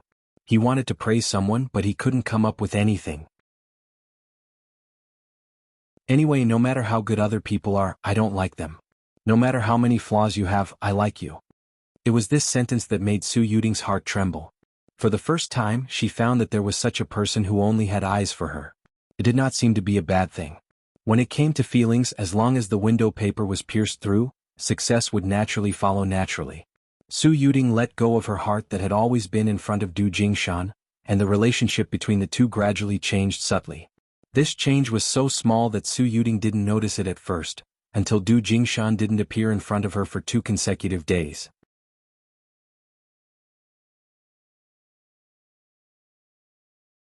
Chapter 807. This was something that had never happened between the two of them ever since they met. In the past, even when she went out for a trip, Du Jingshan would follow her from a distance. He was like a guardian, carefully protecting his goddess, but he didn't dare to approach her because he was afraid of offending her. He always made sure that she could see his figure whenever she turned her head without disturbing her. Su Yuding used to feel annoyed and impatient about this, but now she felt a sense of loss. She even thought that he was tired and didn't want to continue, or that he had a new person he liked. It wasn't until that moment that she realized that she had been used to someone following her, and used to seeing him every time she turned around. Unfortunately, it was too late.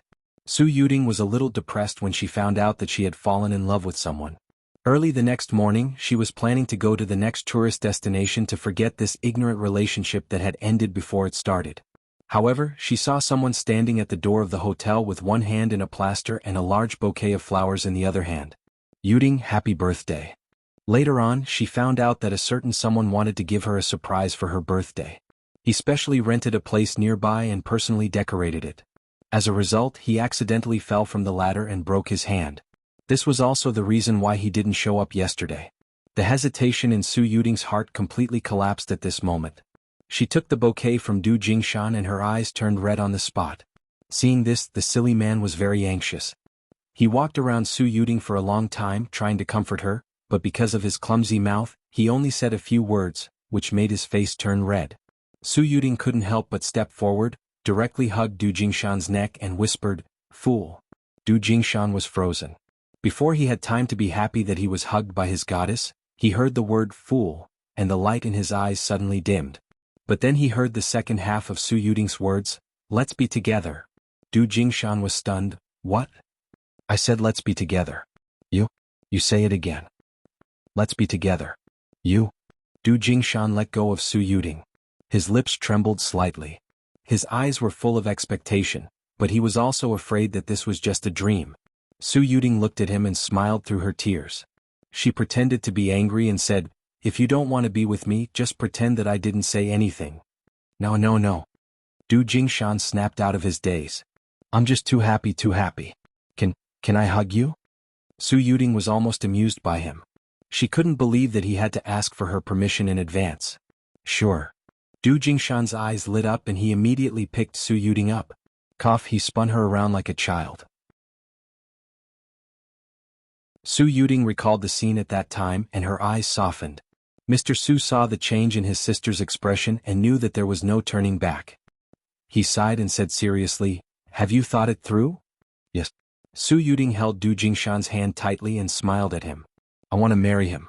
This man who had loved her so foolishly for so many years, she was afraid that she would only meet one such man in her entire life. She wanted to keep him firmly by her side and not give him to anyone else.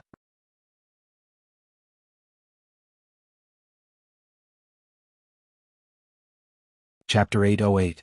Okay. After knowing what they needed to know, Qing Xiuqin tugged at her husband's sleeve.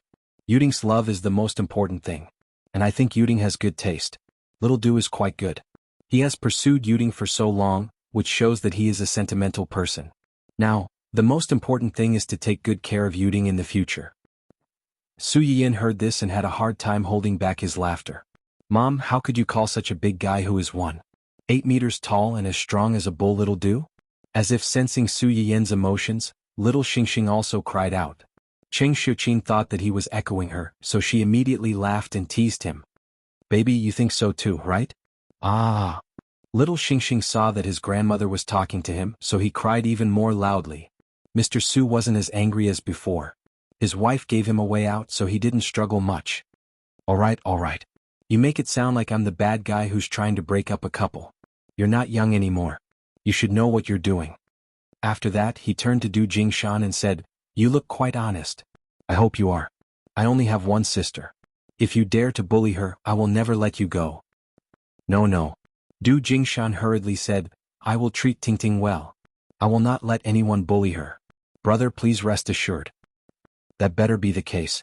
Mr. Su did not refute the way Du Jingshan called him, which meant that he agreed to the marriage.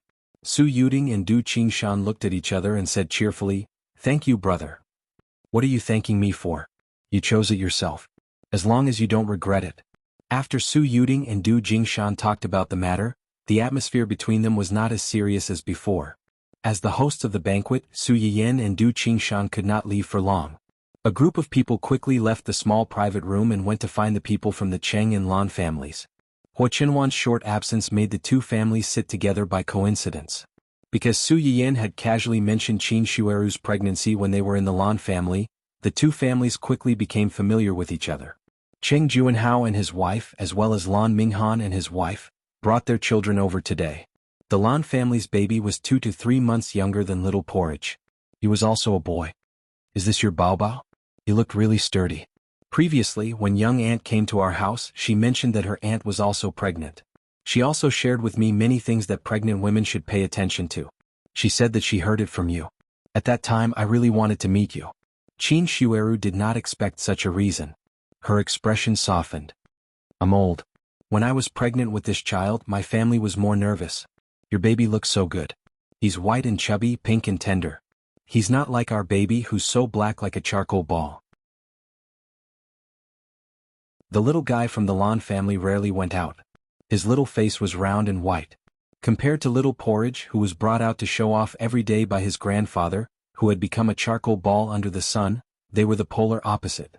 At this moment the little guy was staring at little Porridge without blinking. He seemed to be wondering why this baby, who was about the same age as him, was so black. When old Master Cheng heard his daughter-in-law's words, he was not convinced. So what if he's black? It's healthy to be black. Yin was much darker than him when he was young. Su Yiyin, who had just walked closer with the baby in her arms, heard this. Grandpa, can you not sentence me in public so easily? Give your granddaughter some face.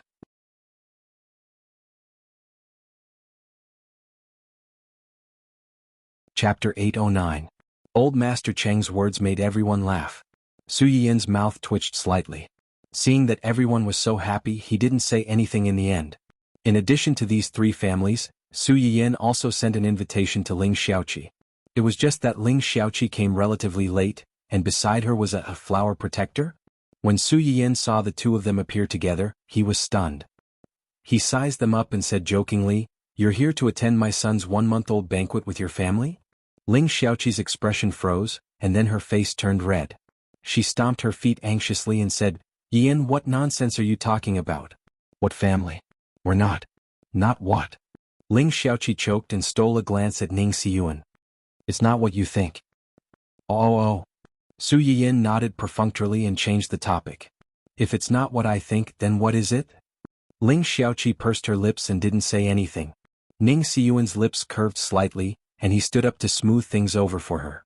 "Miss Su, don't make fun of us. Miss Ling and I met on the way, and it happened to be on the way, so we came together." Su Yiyin raised his eyebrows. On the way. Su Yiyin had been to the Ning family before, and Su Yiyin also knew where Ling Xiaoqi was staying now. The two places were in two completely different directions. On the way? Like hell, I'll believe you. However, considering that Ling Xiaoqi was thin-skinned, he might really anger her if he continued to tease her. It's indeed not safe for a girl like Xiaoqi to come out at night. I feel much more at ease now that President Ning can send her here on the way. Thank you. Miss Su, you're too polite. It's just a small matter. The two of them looked at each other with a tacit understanding and laughed. Just then Huo Chenhuan came over. Su Yiyin stuffed her baby into his arms and said in a low voice, "I'm going to the bathroom. You take the baby and greet them. I'll be back soon." Huo Chenhuan furrowed her eyebrows and said worriedly, "Me too. You want to go too?" Before Huo Chenhuan could say anything, Ling Xiaoqi, who had been eavesdropping, spoke first with a subtle expression. "Are you too serious? You even have to go to the bathroom together. So, are you going to the men's room or the women's room?" As soon as these words were spoken, the guests' gazes were all focused on Su Yiyin and Su Yiyin. Su Yiyin, Huo Chenhuan. Su Yiyin blushed and coughed softly. "We're just going to the bathroom. This is Uncle's territory. Nothing will happen." Huo Chenhuan was silent for a moment before compromising. "Come back early." "Okay." As soon as Su Yiyin left, Zai Zai immediately waved his little hands and cried out. And with his cry, everyone realized that this 1-month-old baby was being held in Huo Chenhuan's arms. Damn, the boss is holding the little prince. Isn't the point the boss's standard posture of holding a baby? It's obvious that he often holds the baby at home. Maybe he even helped change the baby's diapers. It's not impossible if you think about it carefully. With how much the boss cares about Madam, he definitely doesn't want Madam to be tired from taking care of the baby. Shouldn't he help? Are you stupid? It's not like the boss doesn't have a nanny at home. Why would he need Madam to take care of the baby? How tired can she be? Then explain why the boss's posture of holding the baby is so skillful.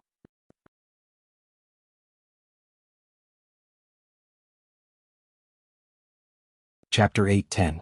She was met with a long silence. After some time, someone covered his face and wailed softly. The domineering CEO turned into a virtuous stay-at-home dad in a second. This is too much of a shock. I need to calm down.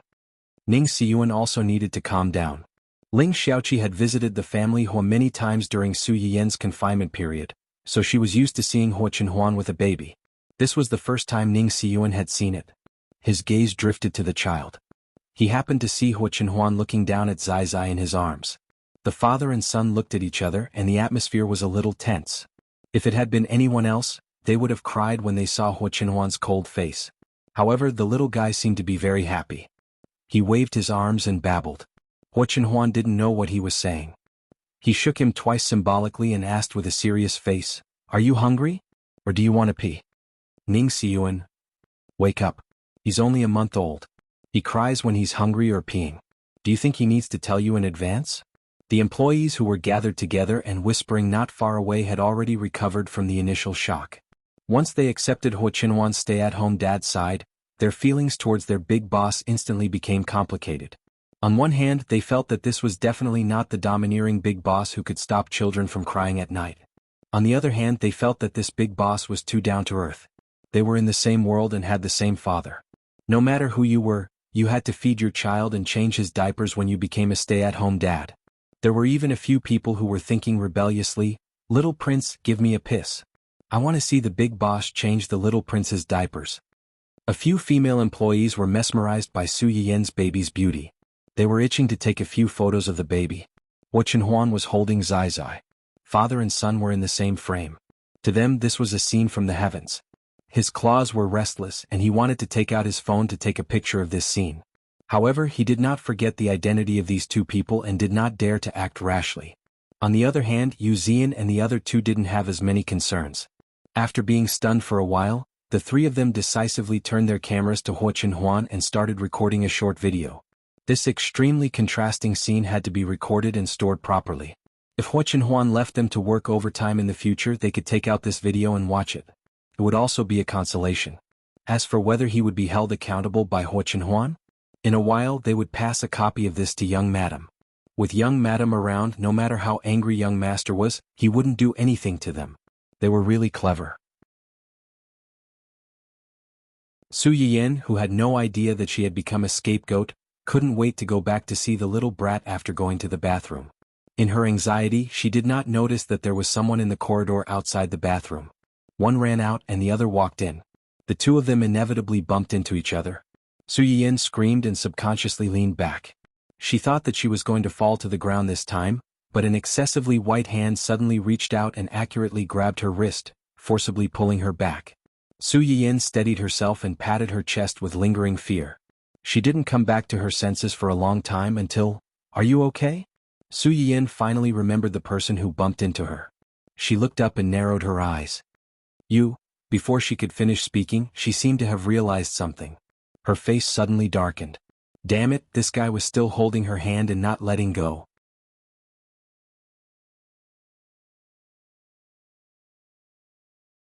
Chapter 8:11. The man's hand was very cold, so cold that it was not the temperature that a human should have. This coldness came from the place where the two touched, and a row of goosebumps appeared on the back of Su Yiyan's hand. Su Yiyan struggled for a while, but she did not move at all. Her patience was also exhausted. "Sir, please let go of my hand or else. Su Yiyan's eyes were full of hostility, "Or else you may not be able to keep your hand." Do Qianni was stunned, and then he could not help but laugh. Miss Su seems to be different from the rumors. Su Yiyan rubbed her aching wrist and frowned when she heard his words. "Do you know me?"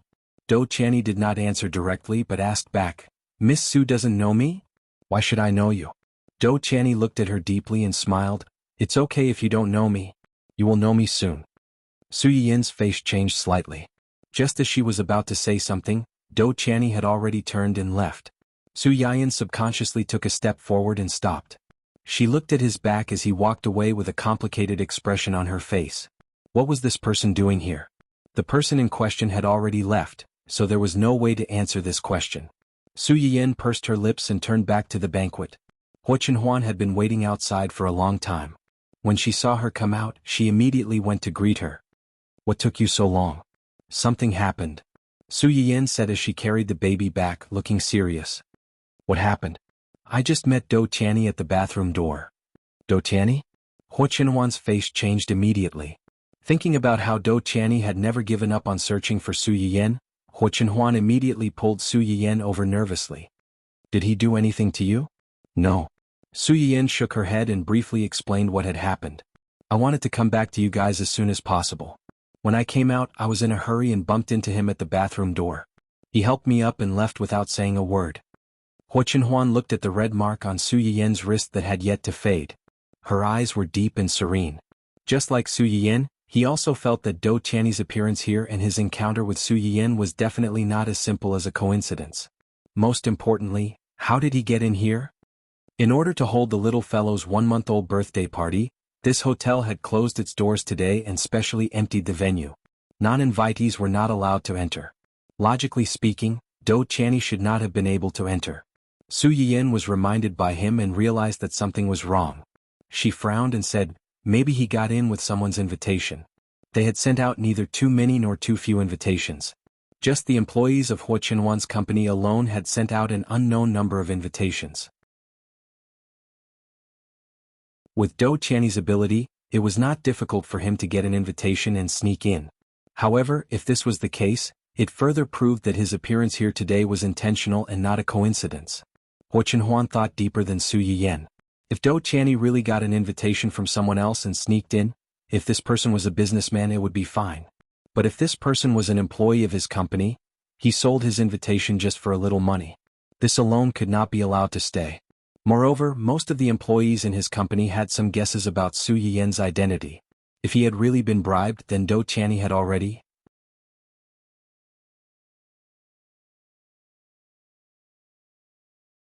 Chapter 8:12. Huo's eyes were cold. He had already begun to think about how to get someone to investigate the people under him. Although Su Yiyen didn't think as much as he did, she could guess the main reason why Dou Qianni suddenly appeared here. Xinhuan, do you think he already knows? Knows what? Knows that I'm the owner of the medicinal cuisine restaurant. Huo's eyes were slightly cold. Why do you ask? He just called me Miss Su directly and asked me how I didn't know him. From his tone, he seemed to be very sure that I know him, but I haven't met him before. At least, she hadn't met him as the miss of the Su family and Huo's wife. When Huo heard this, he had already guessed it in his heart. He comforted her. It's also possible that when Jingping mentioned you to him. Su Yiyen pursed her lips and didn't say anything. Dou Qianni's attitude towards her today was very strange. It wasn't bad. It even had some intimacy and inexplicable familiarity. If he really knew her from when Jingping, his attitude would definitely not be like this. No matter what, he must have some ulterior motive for appearing at this time. You should be careful these days. Don't contact him. Although she said so, Su Yiyen certainly wouldn't take the initiative to contact him. However, judging from today's situation, someone might not have such self-awareness. The banquet in the hotel was still in full swing. No one noticed that someone had left early. Outside the hotel, a black car that almost blended into the night waited for a long time. Finally, its real owner arrived. Boss. Liu looked at the man who sat in the back seat. His face was as pale as paper, and some cold sweat could be faintly seen on his forehead. She looked worried. Dou Qianni leaned against the back seat for a while. Finally, his face was not as ugly as before. I'm fine. Liu looked at him with some disapproval. Boss, if you want to see Miss Su, you can ask someone to invite her over. Why do you have to go through so much trouble to attend such a small banquet? Your body? Before Liu could finish speaking, Dou Qianni had already glanced over. Liu's words came to an abrupt end as she shut her mouth in embarrassment. However, her gaze towards Dou Qianni was still somewhat depressed and worried. Dou Qianni coughed twice. His face regained some color, and his eyebrows were slightly furrowed. He was a little annoyed. He had only been out for a short walk for less than an hour, but he was already so tired. His body really couldn't drag on any longer. Invite her? Are you sure? Liu choked for a moment. Putting aside the fact that Miss Su was not willing to come when they invited her, just the bodyguards around her were not simple. Even if they used force, they might not be able to bring him out. Even so, you don't have to be in such a hurry to see her. It's not like you don't know that Miss Su's impression of you right now might be. I know that her impression of me definitely won't be good. Then some people and some things are just rumors. Seeing is believing. Dou Qianni knew that because of Wen Jingping and the drama in Hai, Su Yiyen might already know about him and might not have a good impression of him. However, he still wanted to see with his own eyes this woman who might be able to let him live a few more years. He wanted to see if she was as good as the rumors said, and if she was worthy of his special treatment.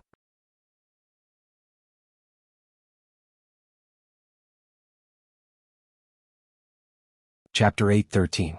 Liu was silent for a moment, then asked tentatively, "What's your answer?" Do Tiany's lips curled up slightly as he replied, "She's different from that woman." He seemed to have said something but also seemed to have said nothing. Liu opened her mouth but in the end she didn't ask anything. The guests who came to congratulate them ate until their bellies were round. As the star of the banquet, the little guy earned a lot. Su Yiyin and the others felt relieved and didn't accept the red packets from the company, but they couldn't stop the Qing family and the Lan family from bringing gifts directly. Su Yiyin and Liu naturally couldn't ask people to take it back, so they helped the baby keep it. After the event there were a lot of gifts. Su Yiyin couldn't help but sigh. No wonder everyone wants to be rich. He's so little but he received so many gifts when he was only a month old. Selling him can guarantee that he won't have to worry about food and clothing in the future. Why would he need to work hard in the future? Don't you think so? Don't you think so? Su Yiyin poked Zai Zai's chubby little face as she looked at him.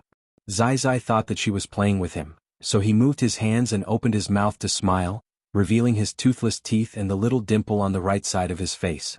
This dimple was inherited from Su Yiyin. When she was young, Qing Xiuqin especially liked to poke her dimples. Now Su Yiyin liked to poke her own Zai Zai. It could be said that they came from the same lineage. Huo Qinhuan looked at his wife and child from the side, and his eyes were full of a warm smile. They have to be returned. Outsiders always talked about how rich people were, but in fact, rich people were also people and they also had relationships. No matter how many gifts others gave their children, they would have to return them in the future. It was like children happily receiving red packets during the new year, but they didn't think about how many red packets others gave them. Their parents had to return the same amount. They even had to add more when they returned. That's true. Su Yiyin suddenly stopped being envious. She tidied up all these things and held them in her arms. Okay, these are all mine. Huo Qinhuan? As if she could read Huo Qinhuan's mind, Su Yiyin smiled a little treacherously. There is a kind of love in this world called mom and dad help you save your red packet. Huo Qinhuan was amused by her. You are so experienced. Did you encounter the same thing when you were young? I have, but not to this extent. When Su Yiyin was young, the Su family wasn't as rich as it was now. In addition, old Master Cheng's identity was rather special, so the Cheng family was used to keeping a low profile. Her birthday definitely wasn't as grand as her son's. She didn't have as many relatives and friends visiting, and the gifts she received weren't as luxurious as the ones her son received. Hearing her words, Huo Qinhuan leaned over and hugged her waist. She smiled faintly and said, "When it's your birthday next year, I'll also hold a big party for you." Su Yiyin couldn't help laughing. "I'm not a child anymore," she rebuked. "It's not like only children can celebrate their birthdays. Besides..." Huo Qinhuan didn't finish his sentence. Su Yiyin didn't wait for him to continue for a long time, so she turned to look at him in confusion. Huo Qinhuan seemed to have been waiting for this moment. He took the opportunity to kiss her and said softly, "You're not a child. You're my baby." Su Yiyin was stunned. She immediately blushed. The two parents were so lovey-dovey that they obviously forgot about the little accident on the bed. Until the little girl was unhappy that she was ignored and started crying. Su Yiyin and Huo Qinhuan. They were done for. They had taught the child the wrong things.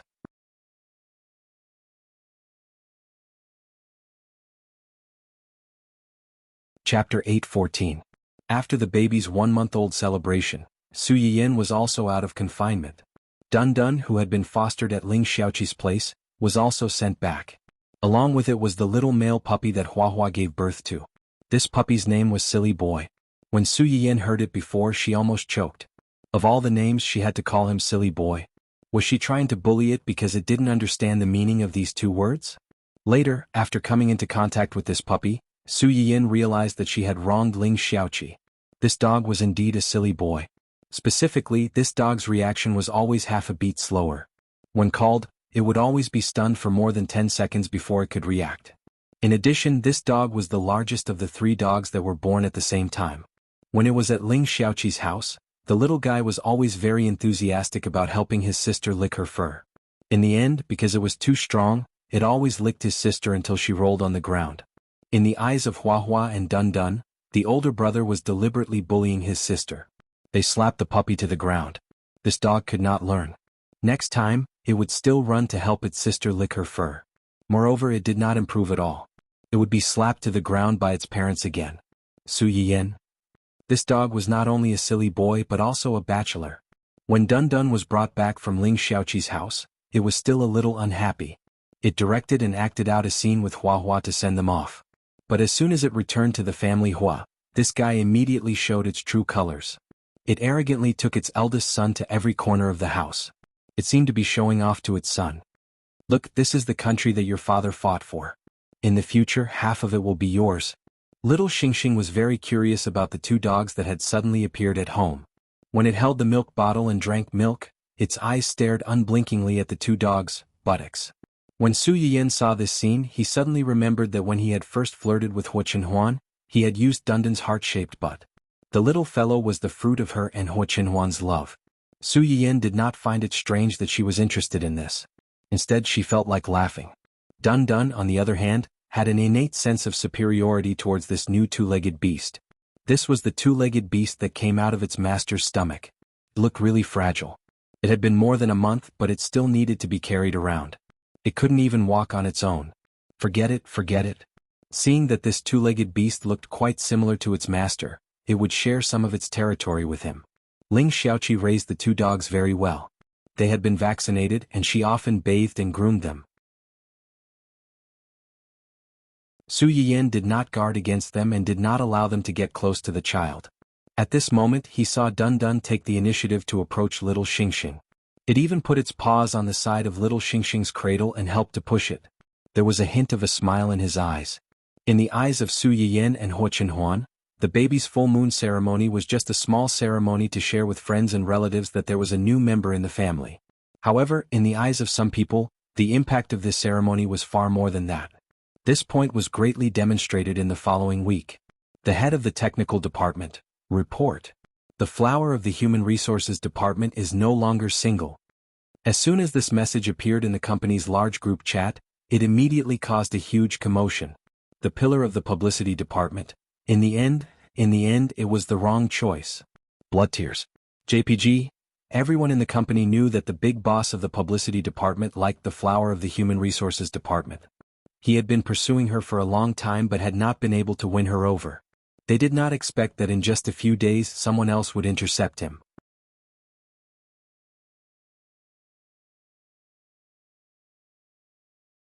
Chapter 8:15. For a moment, rows and rows of stroking a dog's head emojis appeared in the group. After comforting this lovelorn young man, everyone in the company had to face an extremely sad matter. Single dog number 1 of the secretarial department. From today onwards, the single dogs in the company have lost another target to pursue. The fertile water has flowed into the fields of outsiders after all. Vicissitudes of life lighting up cigarettes. JPG flower of the technical department. This is the 6th this week, right?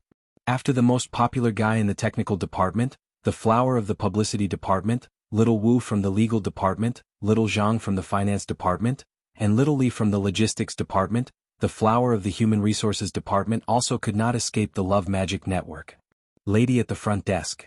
QAQ, why are so many people no longer single, but I'm still single? The person pursuing Little Wu seems to be an especially handsome rich second-generation heir. It's said that he's super good-looking and doesn't lose to the little fresh meats in the entertainment industry at all. Sob sob sob, when will such a handsome and rich man like me take a fancy to me? I just want to be in a sweet and romantic relationship. Lady at the publicity department. Good girl, stop dreaming, you're shameless. Flower of the technical department. Above me, love at first sight is not about love, it's about face.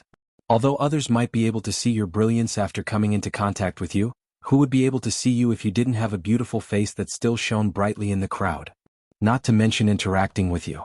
The lady at the front desk did not receive a reply for a long time after she sent this message. Flower of the technical department? Where is she? Little number 2 at the front desk. She ran away to cry. Flower of the technical department. Brother at the secretarial department. Speaking of which, the recent singles seem to have all met at the little prince's 1-month birthday party. Lady at the publicity department. That's normal. Usually, there are only a few people around. If there was a call, it would have come long ago. If you go to the party, you can meet more people you haven't met before. Maybe you'll fall in love. Brother at the secretarial department. What I mean is, there are so many single dogs in the company. Are you really not considering having a social gathering with the other subsidiaries? Everyone. After a short silence, many people had an exclamation mark in their hearts. That's right. Facing these old rookies all day long, when would they be able to get out of singleness? They might as well have a social gathering. Maybe their prince, princess, on a white horse would appear. A large number of single dogs in the company began to stir, but they did not dare to run directly to the boss to make a request. They could only secretly run to their own department heads to give feedback. Then, it would be passed on to Wuxian and the others. Just like that, Wuxian and the others inexplicably received a lot of proposals for the future development and reform of the company from various departments. Among them, the one floating at the top was a request for several companies to organize a social gathering. There were many reasons below, such as because there have been more single people in the company recently, it has caused the employees to be impetuous, which affects the employees' physical and mental health and work efficiency. Friendship can deepen the mutual ties between the subsidiaries, and if it can develop into a romantic relationship, it can promote the continuous and harmonious development of the two companies. He made it sound so high-sounding. Wasn't he just trying to take advantage of their company's cabbage? How could they not know what these pigs were thinking? However, despite their disdain, the three of them discussed for a while and decided to report this matter back to Huo and let him make the decision. Huo never thought that he would one day receive a social gathering report from his subordinates. His face darkened on the spot, and his eyes narrowed dangerously. He secretly wondered if some people had too much free time recently. Should he find something else for them to do?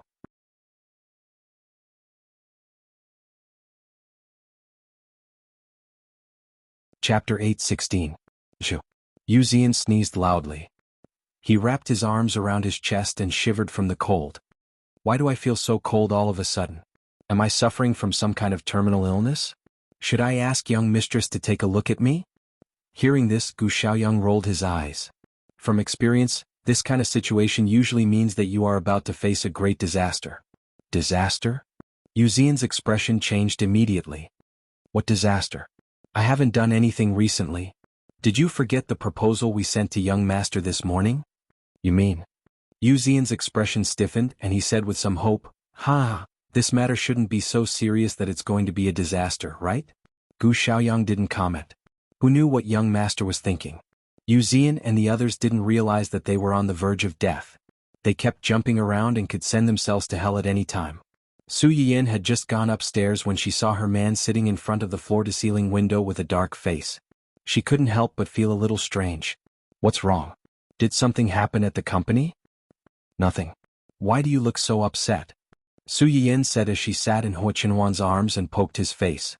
Su Yiyan was probably the only person in the world who dared to treat him like this, and he didn't have to worry about Huo revenge.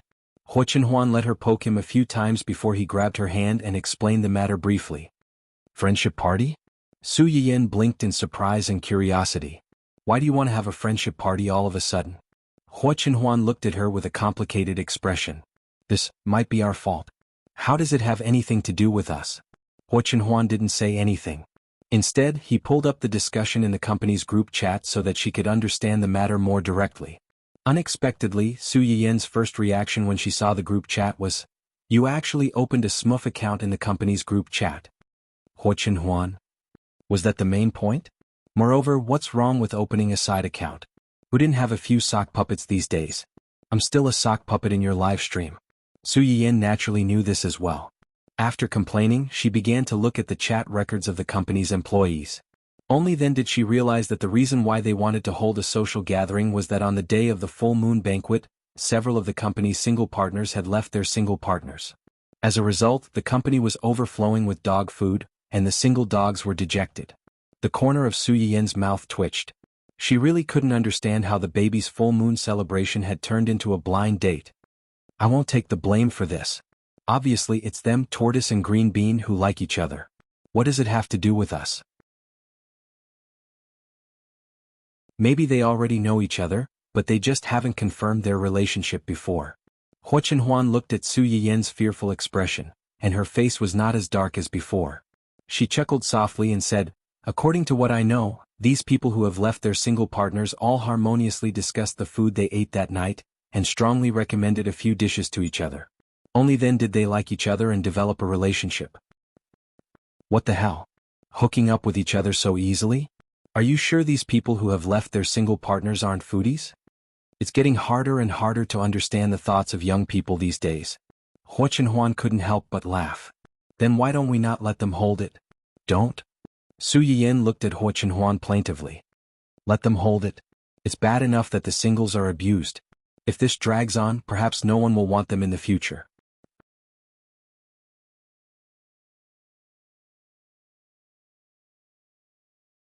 Chapter 8:17.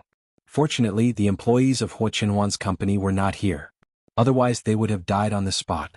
After Su Yiyan finished speaking, she keenly felt that something was wrong. Do they want all the people in your subsidiaries to participate? Yes. Hua Chenhuan frowned and explained, they think that more people means more choices. Most of the people in my company know each other. If it's only held within my company, it may not be effective. That's right. After all, the choice is two-way. You like them but they may not like you back. Is that so?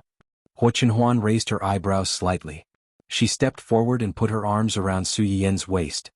If I didn't like you in the first place, what would you do? You don't like me? Su Yiyan narrowed her eyes and chuckled. Then I don't want you anymore. The smile on Hua Chenhuan's face suddenly froze, and the atmosphere around her became colder. Su Yiyan was not scared at all. She asked, would you not like me? No. Then that's it. Su Yiyan did not give Hua Chenhuan a chance to respond. She reached out and hugged Hua Chenhuan's neck. What about you? What?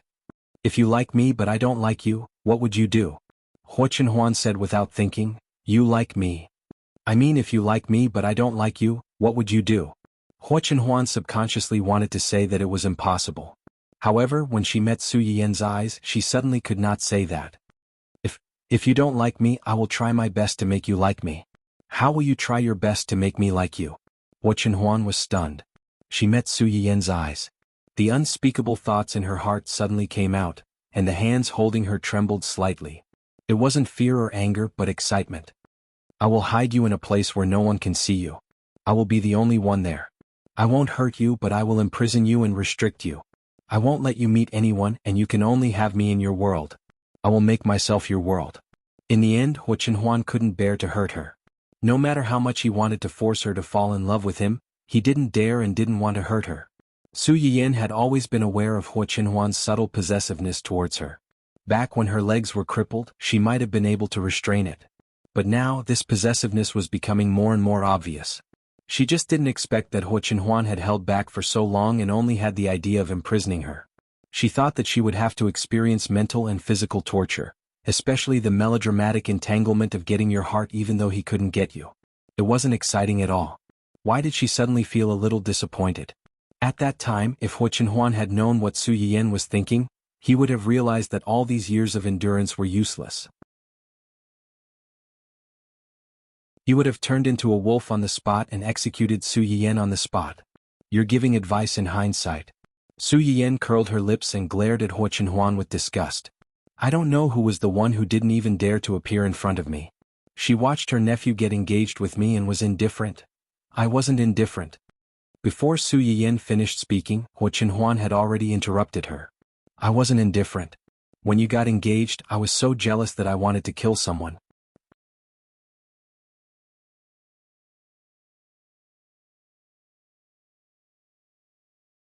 Chapter 8:18. Su Yiyan was stunned, and her eyes suddenly felt a little hot. Since you are so jealous that you want to kill someone, why don't you take me away? Hua Chenhuan pursed his lips and did not speak. I know even if you don't say it. You are afraid of involving me. You are afraid that I won't like you. You are afraid that I won't be happy with you. Su Yiyan hugged Hua Chenhuan's waist tightly and scolded in a low voice. You fool. How do you know that I don't like you if you don't fight for it? Well, I am a fool. Hua Chenhuan agreed unconditionally. When he recalled what Su Yiyan said, he felt as if he had been separated from them for a lifetime. It had only been 2 years, but it seemed as if a lifetime had passed. Those things seemed to have only happened in his previous life. Su Yiyan nestled in Hua Chenhuan's arms and was silent for a long time. Then she said in a muffled voice, Fortunately. What? Fortunately, we are in love with each other. Hua Chenhuan was stunned. After he reacted, he chuckled and said, Yes, fortunately, we are in love with each other. Su Yiyan couldn't help laughing when she saw him laughing. She looked at his eyes that reflected her and said softly, You are my whole world now. Hua Chenhuan's eyes flickered, and with a trace of piety, He lowered his head and kissed her forehead. You're also my whole world. Su Yiyan's face flushed. She coughed softly and said, since they want to do it, let's do it. By the way, call the bachelors of the whole corporation of the right age. If they want to do it, let's do it big so that we won't have to spend more effort in the future. After that, she seemed to think of something and frowned slightly. Isn't it bad to let the people of the whole corporation get involved? Let's forget it and let these companies deal with it themselves. Although Hua Qinhuan had used Hua Xiaofeng's insignificant help to pull Hua Qihan down from the position of the head of the whole corporation without much effort. However, Hua Qihan had been in charge of the whole corporation for so many years. Even if he wasn't the person in charge, there must be a lot of his people left. When the whole corporation changed hands, these people were worried that the new boss would make drastic changes. They didn't know when they would be implicated, so they temporarily quieted down. But if you ignore them for a long time, who knows when they will run out and bite you, biting off a piece of meat from your body. This was also the reason why Hua Qinhuan was initially reluctant to take over the whole corporation. The current whole corporation was no longer the whole corporation her father had founded. It was no longer the whole corporation that her father had founded. The various forces were intertwined, and no matter what, they would be eaten into an empty shell sooner or later. If they were to spend the effort to get rid of them, it would be better to directly overthrow them and rebuild a new company. It's okay. Your suggestion is very good. Let's do it. Su Yiyan looked surprised. Are you okay? It'll be fine. Xiao Yang and the others will keep an eye on it. Maybe we can use this to lure out some people who are unwilling to be left out. In that case, you will have contributed greatly. Su Yiyan was stunned for a while before she understood what Hua Qinhuan meant. She exclaimed, you mean, a honey trap? Why is it a honey trap and not a honey trap? That's fine, but aren't the companies under you all engaged in research and development? Generally speaking, aren't there more boys in this kind of business? The success rate of a honey trap should be higher than a honey trap. To be honest, it did make sense. So, is it what I think it is? Yes. Tisk tsk tsk. Sure enough, you people who play tricks have dirty hearts. You can think of a honey trap for a good blind date. You are too scheming.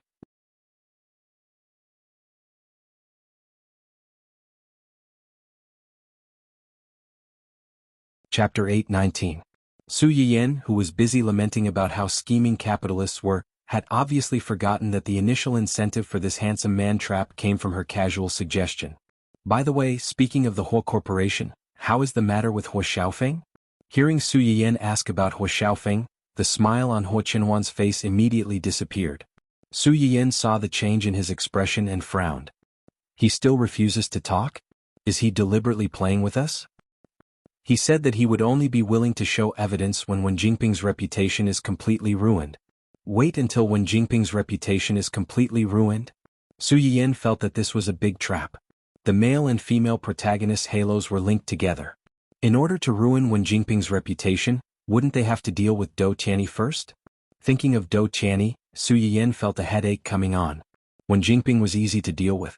If it weren't for the fact that Su Yiyan was afraid that if she died, it would cause the world to collapse, she would have been defeated a long time ago. But this Dou Tianyi, it's okay. I didn't have much hope for him in the first place. But, do you know why Uncle suddenly came back? Su Yiyan looked confused. She didn't understand why this matter was related to her uncle again. Didn't he come back to see us and the baby? This is only one of the reasons. There are other reasons? He found some clues about the accident my parents were involved in back then and followed the clues to come back to the country. Su Yiyan's expression changed slightly. You're saying that the group of people who killed your parents might still be lurking somewhere in the country? Hua Qinhuan looked at his wife's suddenly pale face and knew what she was worried about. He subconsciously tightened his arms around her and comforted her. It's just a possibility. Moreover, it's been so many years they might not be alive. In Hua Qinhuan's opinion, bad people like them would never lay down their butcher's knife and wash their hands of gold. They might have already died at the hands of others without them knowing. Of course, these words were only meant to comfort Su Yiyan and put her at ease for the time being. Compared to believing that they were all dead, Hua Qinhuan was more willing to believe that they were still alive, and that sooner or later, they would fall into his and his uncle's hands. Uncle is already investigating. I believe there will be results soon. Hua Qinhuan quickly changed the topic. Your brother came to see you just now. What's the matter? Su Yiyan wanted to ask more, but she knew that Hua Qinhuan didn't want her to continue asking. She bit her lip and chose to compromise. It's nothing important. It's just that the research institute said that Professor Yi and the others want to prioritize purchasing a batch of finished Chinese medicinal herbs as teaching materials. The research institute was worried that they would make me unhappy if they gave them a green light, so they asked my brother to come and ask me. The director of the research institute was also in a difficult position. On one side was his own teacher, and on the other side was a prestigious retired senior in the institute. If he didn't handle it well, it would turn into a bloody battlefield. The best solution was to first ask for Su Yiyan's consent and not offend either side. Wuxia more or less guessed some of the twists and turns in this matter. He smiled faintly and said, "What's your answer?" I agreed. Take it as a thank you for their righteous words before. As soon as Su Yiyan agreed, Yi Qiliang received the news. Let's not talk about how happy they were for the time being. Su Yiyan was out of confinement and it was time for her to go back to Dongqing City. Before she returned to the company, Su Yiyan understood what Dou Qianyi meant when he said, "We'll get to know each other soon," on the night of his 1-month birthday party.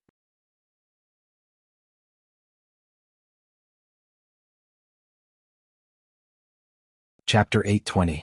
Yanyan, welcome back.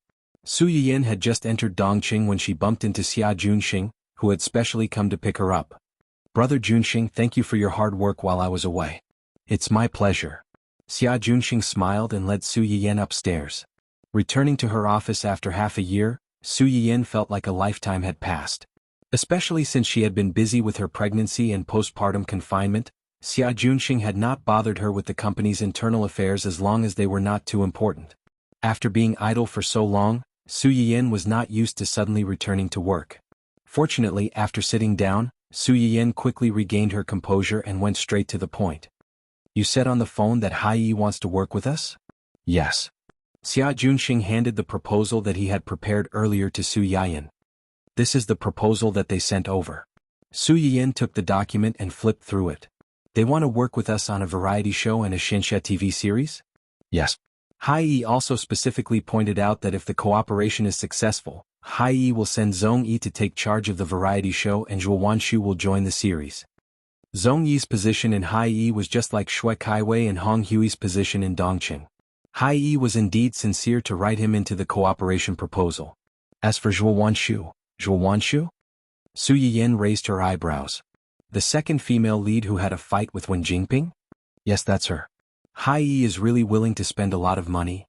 Although Zhuo Wanshu's PR was done well and created the image that she was dedicated to her work, she had to withdraw from the cast due to her illness so as not to drag the crew down. However, anyone with a discerning eye could see that this matter was actually quite embarrassing. Two female artists of the same company had a public fight. It was embarrassing. No matter who the company helped, they would lose face. When this matter first came out, Su Yiyan, like many people, thought that Zhuo Xiaohua was done for. Who would have thought that in the next few months, not only was Miss Zhuo not frozen out, but her career had even improved.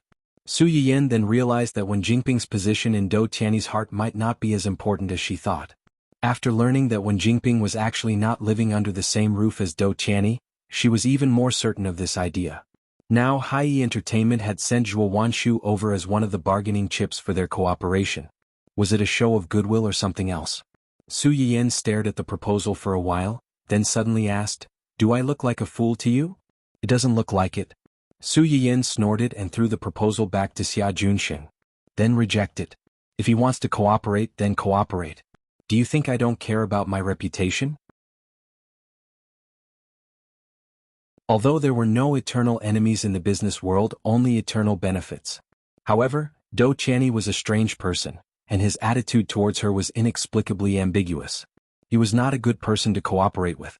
Xia Junxing was relieved when he heard what she said. Obviously, he was not optimistic about this cooperation. "How's the company doing while I was away?" "It was pretty good. The artists you had your eyes on are now on the right track. According to the route you arranged for them, they did not arrange too many jobs or endorsements. They focused on learning." Su Yiyan was suddenly interested. "Didn't they complain at all?"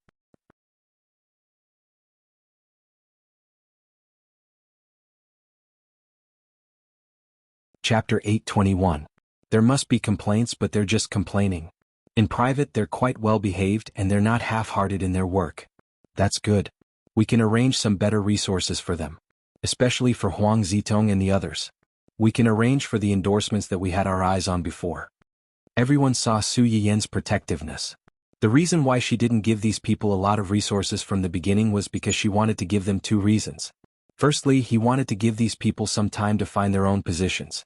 Secondly, he wanted to see how these people's mental fortitude was after suddenly becoming famous. The reason why this industry was so flashy was that some inexplicable dirty things were one reason. Another reason was that artists liked to be arrogant when they became famous. What she wanted was a money tree that could suck in money for a long time. She didn't want to be a weed that could be trampled on by anyone who wanted to dig their own grave. How are the filming of the dramas that you invested in before? A few of them have been finished. The fast ones have been submitted for review, and the slow ones are still in post-production editing. It may take a month or two to finish filming the period dramas and Xinxia dramas that have relatively long plots. Su Yiyan's eyes flashed slightly and she nodded. Okay, I see. Su Yiyan received an olive branch from Hai Yi as soon as she went to work. She was in a subtle mood. On the other side, Hua Chenhuan, who had shamelessly taken more than half a year of paternity leave, also encountered a little trouble. Ever since Hua Chenhuan had appeared at the company's shareholders' meeting and removed Hua Qihan from the position of the company's head at lightning speed and replaced him, Hua Qihan had been looking for trouble with Hua Chenhuan. Unfortunately, Hua Chenhuan didn't give him the chance. Although Hua Qihan wasn't penniless when he was kicked out of the company, he should have been high and mighty, enjoying the flattery of others, but now he had become a stray dog. This psychological gap was the most fatal. He wanted to rush back to the company and take everything back from Hua Chenhuan. However, the security guards at the door, who were originally just watchdogs in his eyes, stopped him outside. No matter how much he punched and kicked, he was not allowed to get close to the company. He even directly pushed him to the ground after being angered. Hua Qihan had always been pampered and was not young anymore. How could he be a match for these tall and strong security guards? He fell on his butt on the spot. The physical pain was secondary. Hua Qihan could never forget the way the people around him looked at him at that time. Hua Qihan, who had been deeply humiliated, returned home and smashed everything in the house to pieces. After that, she still felt that it was not enough to vent her anger, so she wanted to go to the family Hua mansion to find trouble with Hua Chenhuan. She even maliciously thought that it would be best if she could meet Su Yiyan when she went there. His son was gone, so what right did Hua Chenhuan's son have to come to this world? Anyway, he had nothing now. Even if he died, he had to drag a few people down with him. It would be best if one of them died so that Hua Chenhuan would have nothing left. Hua Qihan had wishful thinking, but he couldn't even touch the edge of the old mansion. Hua Qihan went back and lost his temper again. He wanted to find someone to help him, but he found that the people who usually came and went at his beck and call had already hidden far away. It was good enough that they didn't take advantage of the chaos to trample on him, let alone help him. Before he could do anything, bad news came from home. Hua Xiaofeng rushed into the old house where they lived with a few people and took away all the cash and jewelry in the family. Hua Xiaofeng's move was tantamount to the last straw that broke the camel's back.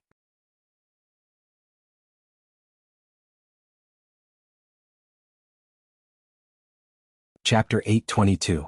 After Hua Qihan received the news, he almost fainted on the spot. Unfilial son, this unfilial son.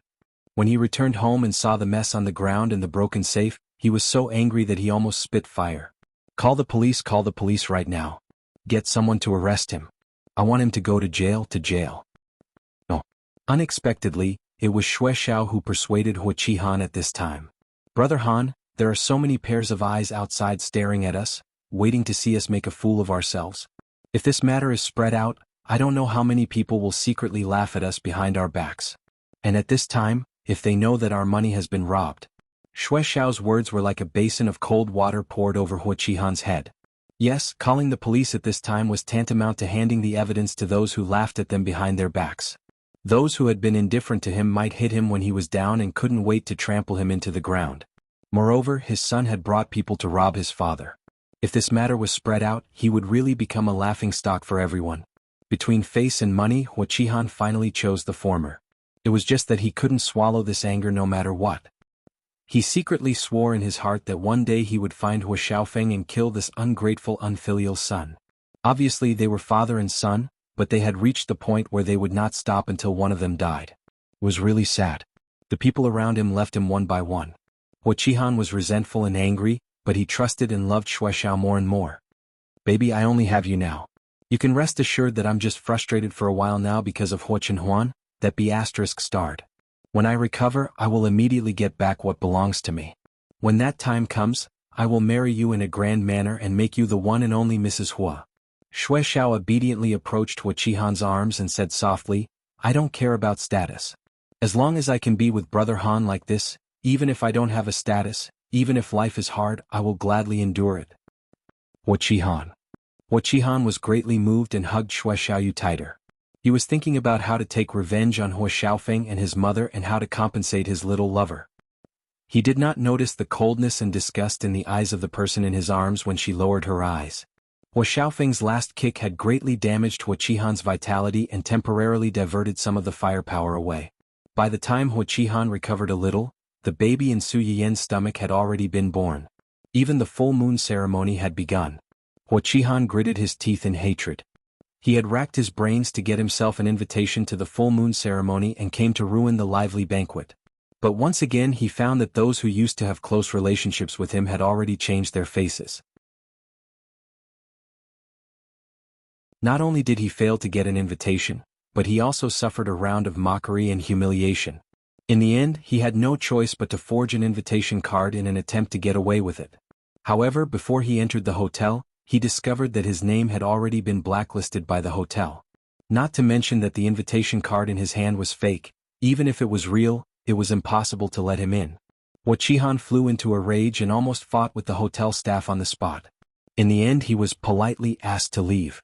After several setbacks, Hua Qihan, who had experienced the fickleness of the world for a few months, only felt that now he was like a stray dog, worse than a rat crossing the street.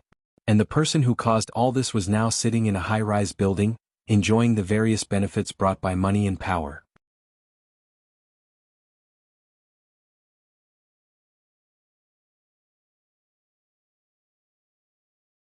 Chapter 823. Was Hua Qihan willing to accept this? Of course he was not. After learning that Hua Chenhuan had finally returned to work at the Hua Corporation, Hua Qihan immediately contacted a large number of media outlets, hoping to use public opinion to make things difficult for Hua Chenhuan. Little did he know that what he did was tantamount to a clown in Hua Chenhuan's eyes. Young master, Hua Qihan came downstairs again. Although Hua Chenhuan had taken over the Hua Corporation from Hua Qihan, he did not trust anyone in the company. Ignoring the senior executives who tried to curry favor with him and tried to plant spies around him, Hua Chenhuan directly transferred Zhu Yanbai over and let him be his chief executive secretary. During his absence from the Hua Corporation, Zhu Yanbai handled the company's affairs on his behalf and had the same right to speak as him. Not only did those higher-ups fail to do so, they had no choice but to look up to a young junior. How could they endure such humiliation? During Hua Chenhuan's absence, this group of people had made things difficult for Zhu Yanbai. Fortunately, Zhu Yanbai was not a simple person who could be bullied. He had given these people several big gifts while talking and laughing, so many people were now afraid when they saw him smile. Again? Hua Chenhuan raised his eyebrows slightly and instantly caught the key point. Did he come often during my absence? Not often. He came to see you every 10 days or half a month. When he saw that you were not here, he left. 10 days or half a month. Hua Chenhuan sneered. After he took over the Hua Corporation, he had not come for 2 or 3 months. Once every 10 days or half a month was not a small number. What is he doing downstairs? Previously he just sent people to make trouble downstairs. Today he may know that you are coming and found a lot of reporters. He probably wants to lead public opinion and make trouble for you and the Hua Corporation. Hua Chenhuan's expression did not change after hearing this. He only said meaningfully, how did he know that I would come today? Or rather, how did he manage to contact so many reporters and bring them here so quickly? Zhu Yanbai narrowed his eyes. He instantly understood what Hua Chenhuan meant, and his face turned ugly. I'll leave this matter to you. I want to know the results of Dou Tiany's infiltration into the hotel within a week. Yes.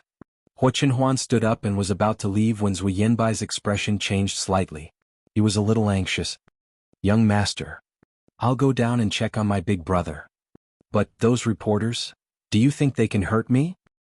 Of course not. After Hua Chenhuan took over the Hua Group, she strengthened all the security around the company. Hua Qihan could only shout outside the door. It was not so easy for him to enter the building. But Hua Qihan clearly wants to bring these reporters here. Do you think I don't know what he's thinking? Hua Chenhuan sneered. Her eyes were full of coldness and sarcasm. After so many years of indulging in luxury, he only knows how to play these dirty tricks now. Looking for reporters? He's digging his own grave. Zui Yanbai was stunned. Only then did he remember that Hua Chenhuan still had some things in her hands.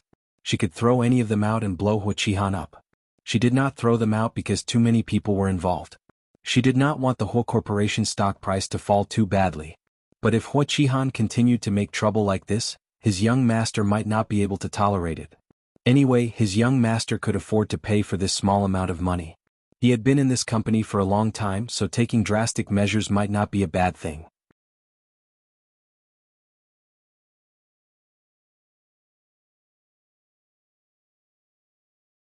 Chapter 824. At that time, Hua Qihan still didn't know that his unfilial son had handed the back of his neck to Hua Chenhuan before he defected. As long as Hua Chenhuan moved her hand slightly, it would be enough to break his throat and send him to hell. Hua Qihan led a group of reporters to wait downstairs under the hot sun. He thought that he would return empty-handed today. These reporters had accompanied him under the scorching sun for so long. They were resentful and would definitely do their best to criticize Hua Chenhuan.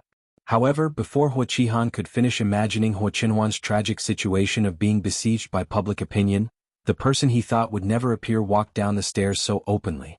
The reporters who had been surrounding Hua Qihan swarmed forward like beasts smelling meat, trying to put their microphones directly in Hua Chenhuan's face. The security guards at the door naturally wouldn't let them do that. Before the reporters approached, they built a human wall in front of Hua Chenhuan, separating the reporters from Hua Chenhuan. Hua Qihan also reacted at this time.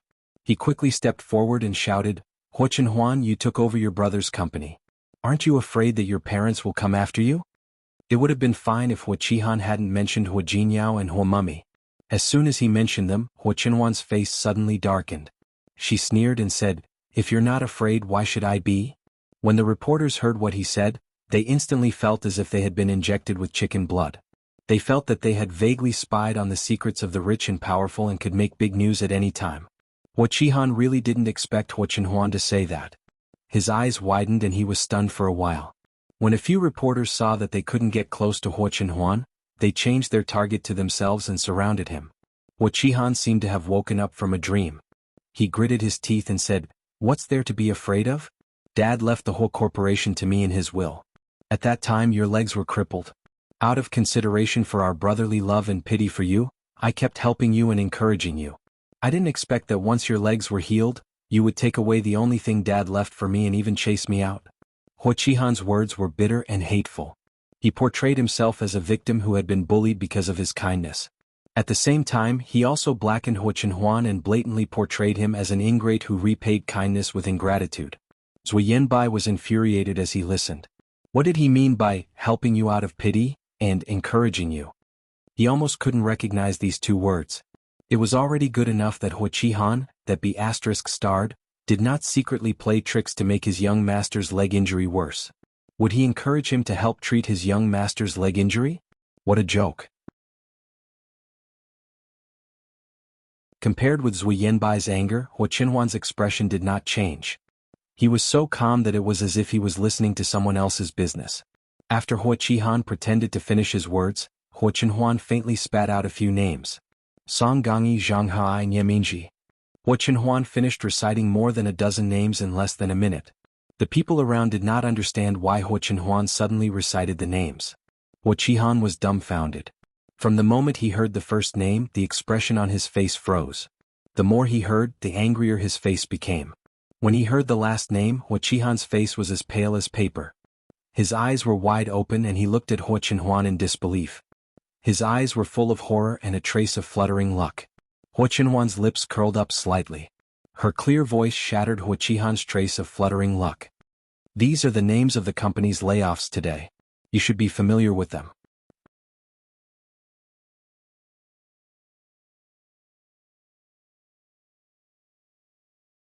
Chapter 825.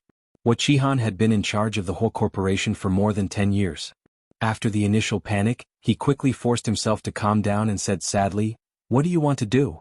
These are all old employees of the company. They have worked hard for the whole corporation even if they didn't make any contributions.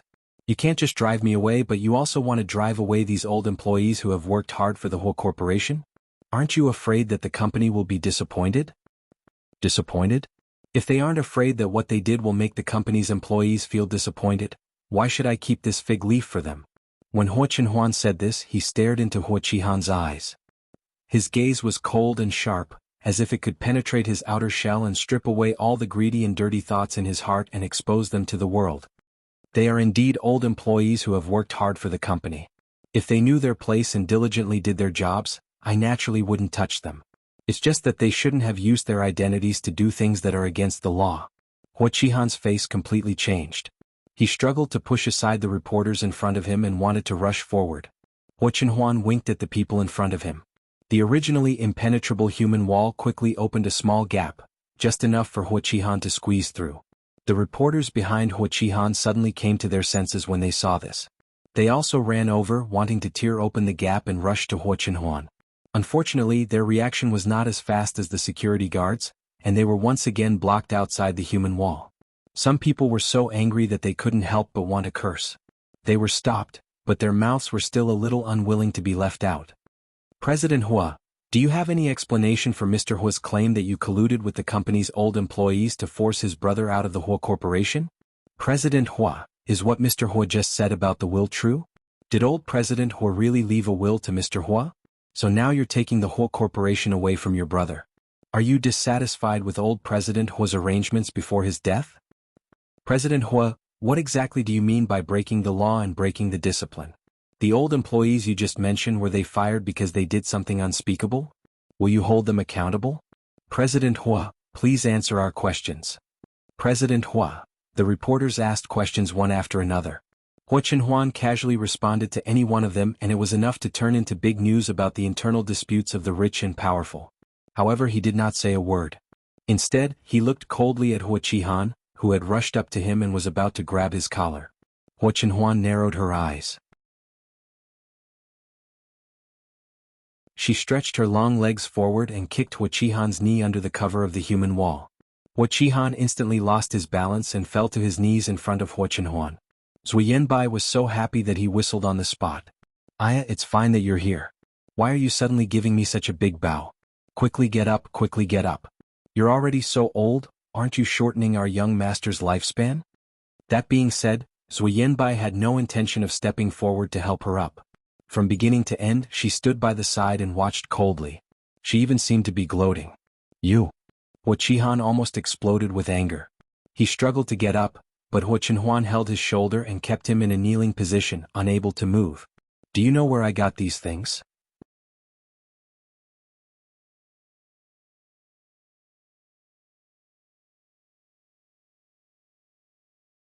Chapter 826. Huo Qihan's whole body trembled, and his face went blank for a moment. He knew what Huo Chenhuan was talking about.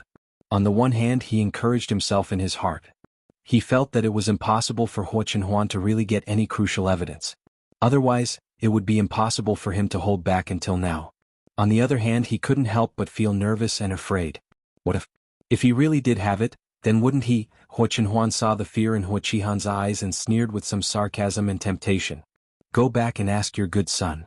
Huo Qihan's face changed and he roared, Impossible! Huo Chenhuan stared at him condescendingly and said with pity, Why is it impossible? Do you think he won't betray you, or do you think he doesn't have the ability to get what you are trying to hide? Huo Qihan's face turned green and white, but he couldn't say a word to refute Huo Chenhuan. Huo Xiaofeng had already taken his family's money and ran away. Huo Qihan couldn't say that it was impossible for his son to betray him.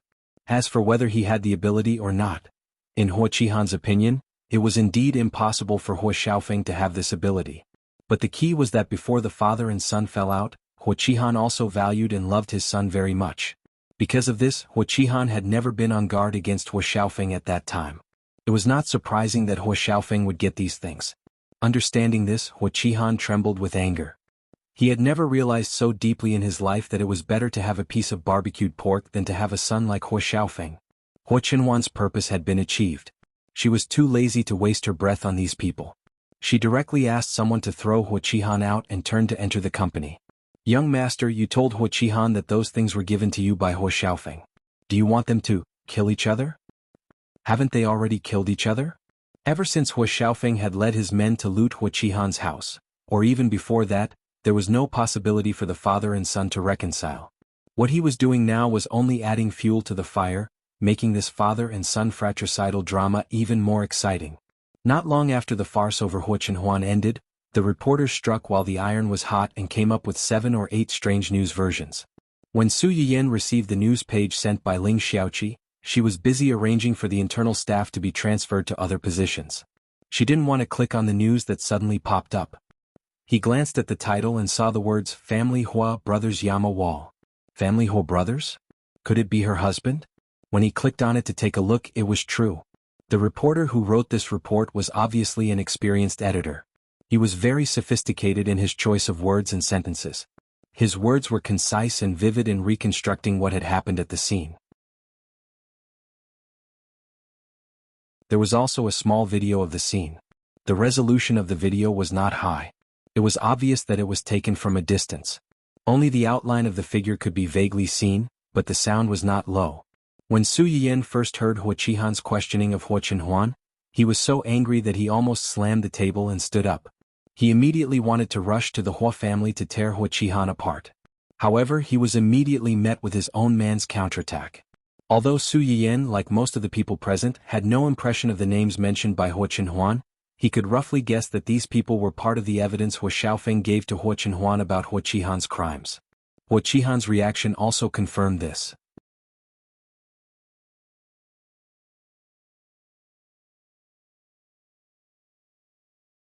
Chapter 827. Su Yiyan was quite angry when he saw the beginning of the video, but he felt refreshed and relieved when he saw the end. Especially when he saw Hua Qihan kneeling in front of Hua Chenhuan, Su Yiyan almost slapped the table in praise. Hua Chenhuan's kick to Hua Qihan was blocked by the group of security guards in front of them, so the reporters with their cameras did not capture it at all. Therefore in this video Hua Qihan desperately rushed to Hua Chenhuan, knelt on the ground and begged him for something. After hearing this, Hua Chenhuan leaned over and patted him on the shoulder, asking someone to drag him away. When he was carried past the reporters, Hua Qihan was still in a trance, as if he had suffered a huge blow. Combined with what Hua Chenhuan had said to him before, some network detectives had already begun to imagine the truth behind this video. There were only a few possibilities in their imaginations. Was the so-called will of the family Hua true? Between the two brothers of the family Hua, who was the real master of the Hua group? Why did the elder brother, who was so indignant a few minutes ago and accused his younger brother of being an ingrate, kneel down and beg for mercy in front of his younger brother a few minutes later? Were there any hidden secrets in this? Also, what was the so-called layoff list? What did the second master of the family Hua mean by breaking the law and discipline? Looking at the elder brother's nervous expression, did these old employees who were about to be fired have anything to do with him? Did the things that his younger brother said have anything to do with him? Su Yiyan stared at the large group of reporters in the video and immediately guessed the whole story. Hua Qihan wanted to use these reporters to put pressure on Hua Chenhuan, but he should also know that this would not change anything. However, he had a miserable life, but he had to watch his nemesis get better and better. How could he be willing to do that? Even if he could not change the situation, he wanted to disgust Hua Chenhuan. Unfortunately, he was too self-righteous and forgot that these reporters were the best at taking advantage of the situation. They helped him because they thought that he could bring them big news.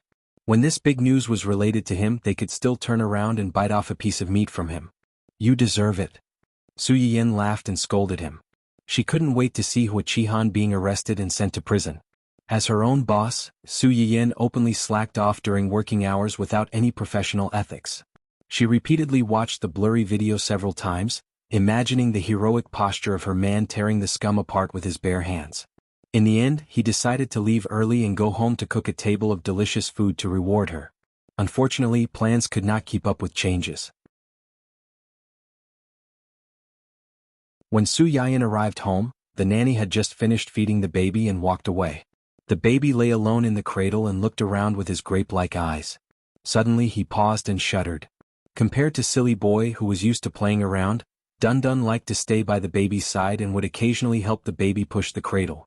Dun Dun seemed to have sensed that something was wrong. It climbed onto the table and looked down at the cradle with its dark eyes. When Su Yiyan came in and saw this scene, she smiled. Just as she was about to approach, she heard a soft sound from the cradle. Do Wu, Dun Dun was frightened by this sound and immediately rolled off the table with a howl. The little guy seemed to be amused by Dun Dun's exaggerated reaction and grinned. Haha. Then there was another sound, Dawu, Su Yiyan. You're tuning in to the Han Li's Wuxia Chronicles YouTube channel. We're so grateful for your support, and don't forget to subscribe to join us on this incredible journey through captivating stories. Your generosity through donations truly makes a world of difference, as it's the primary source of revenue that allows me to expand and enhance this channel for you. Thank you from the bottom of my heart for being a part of this adventure.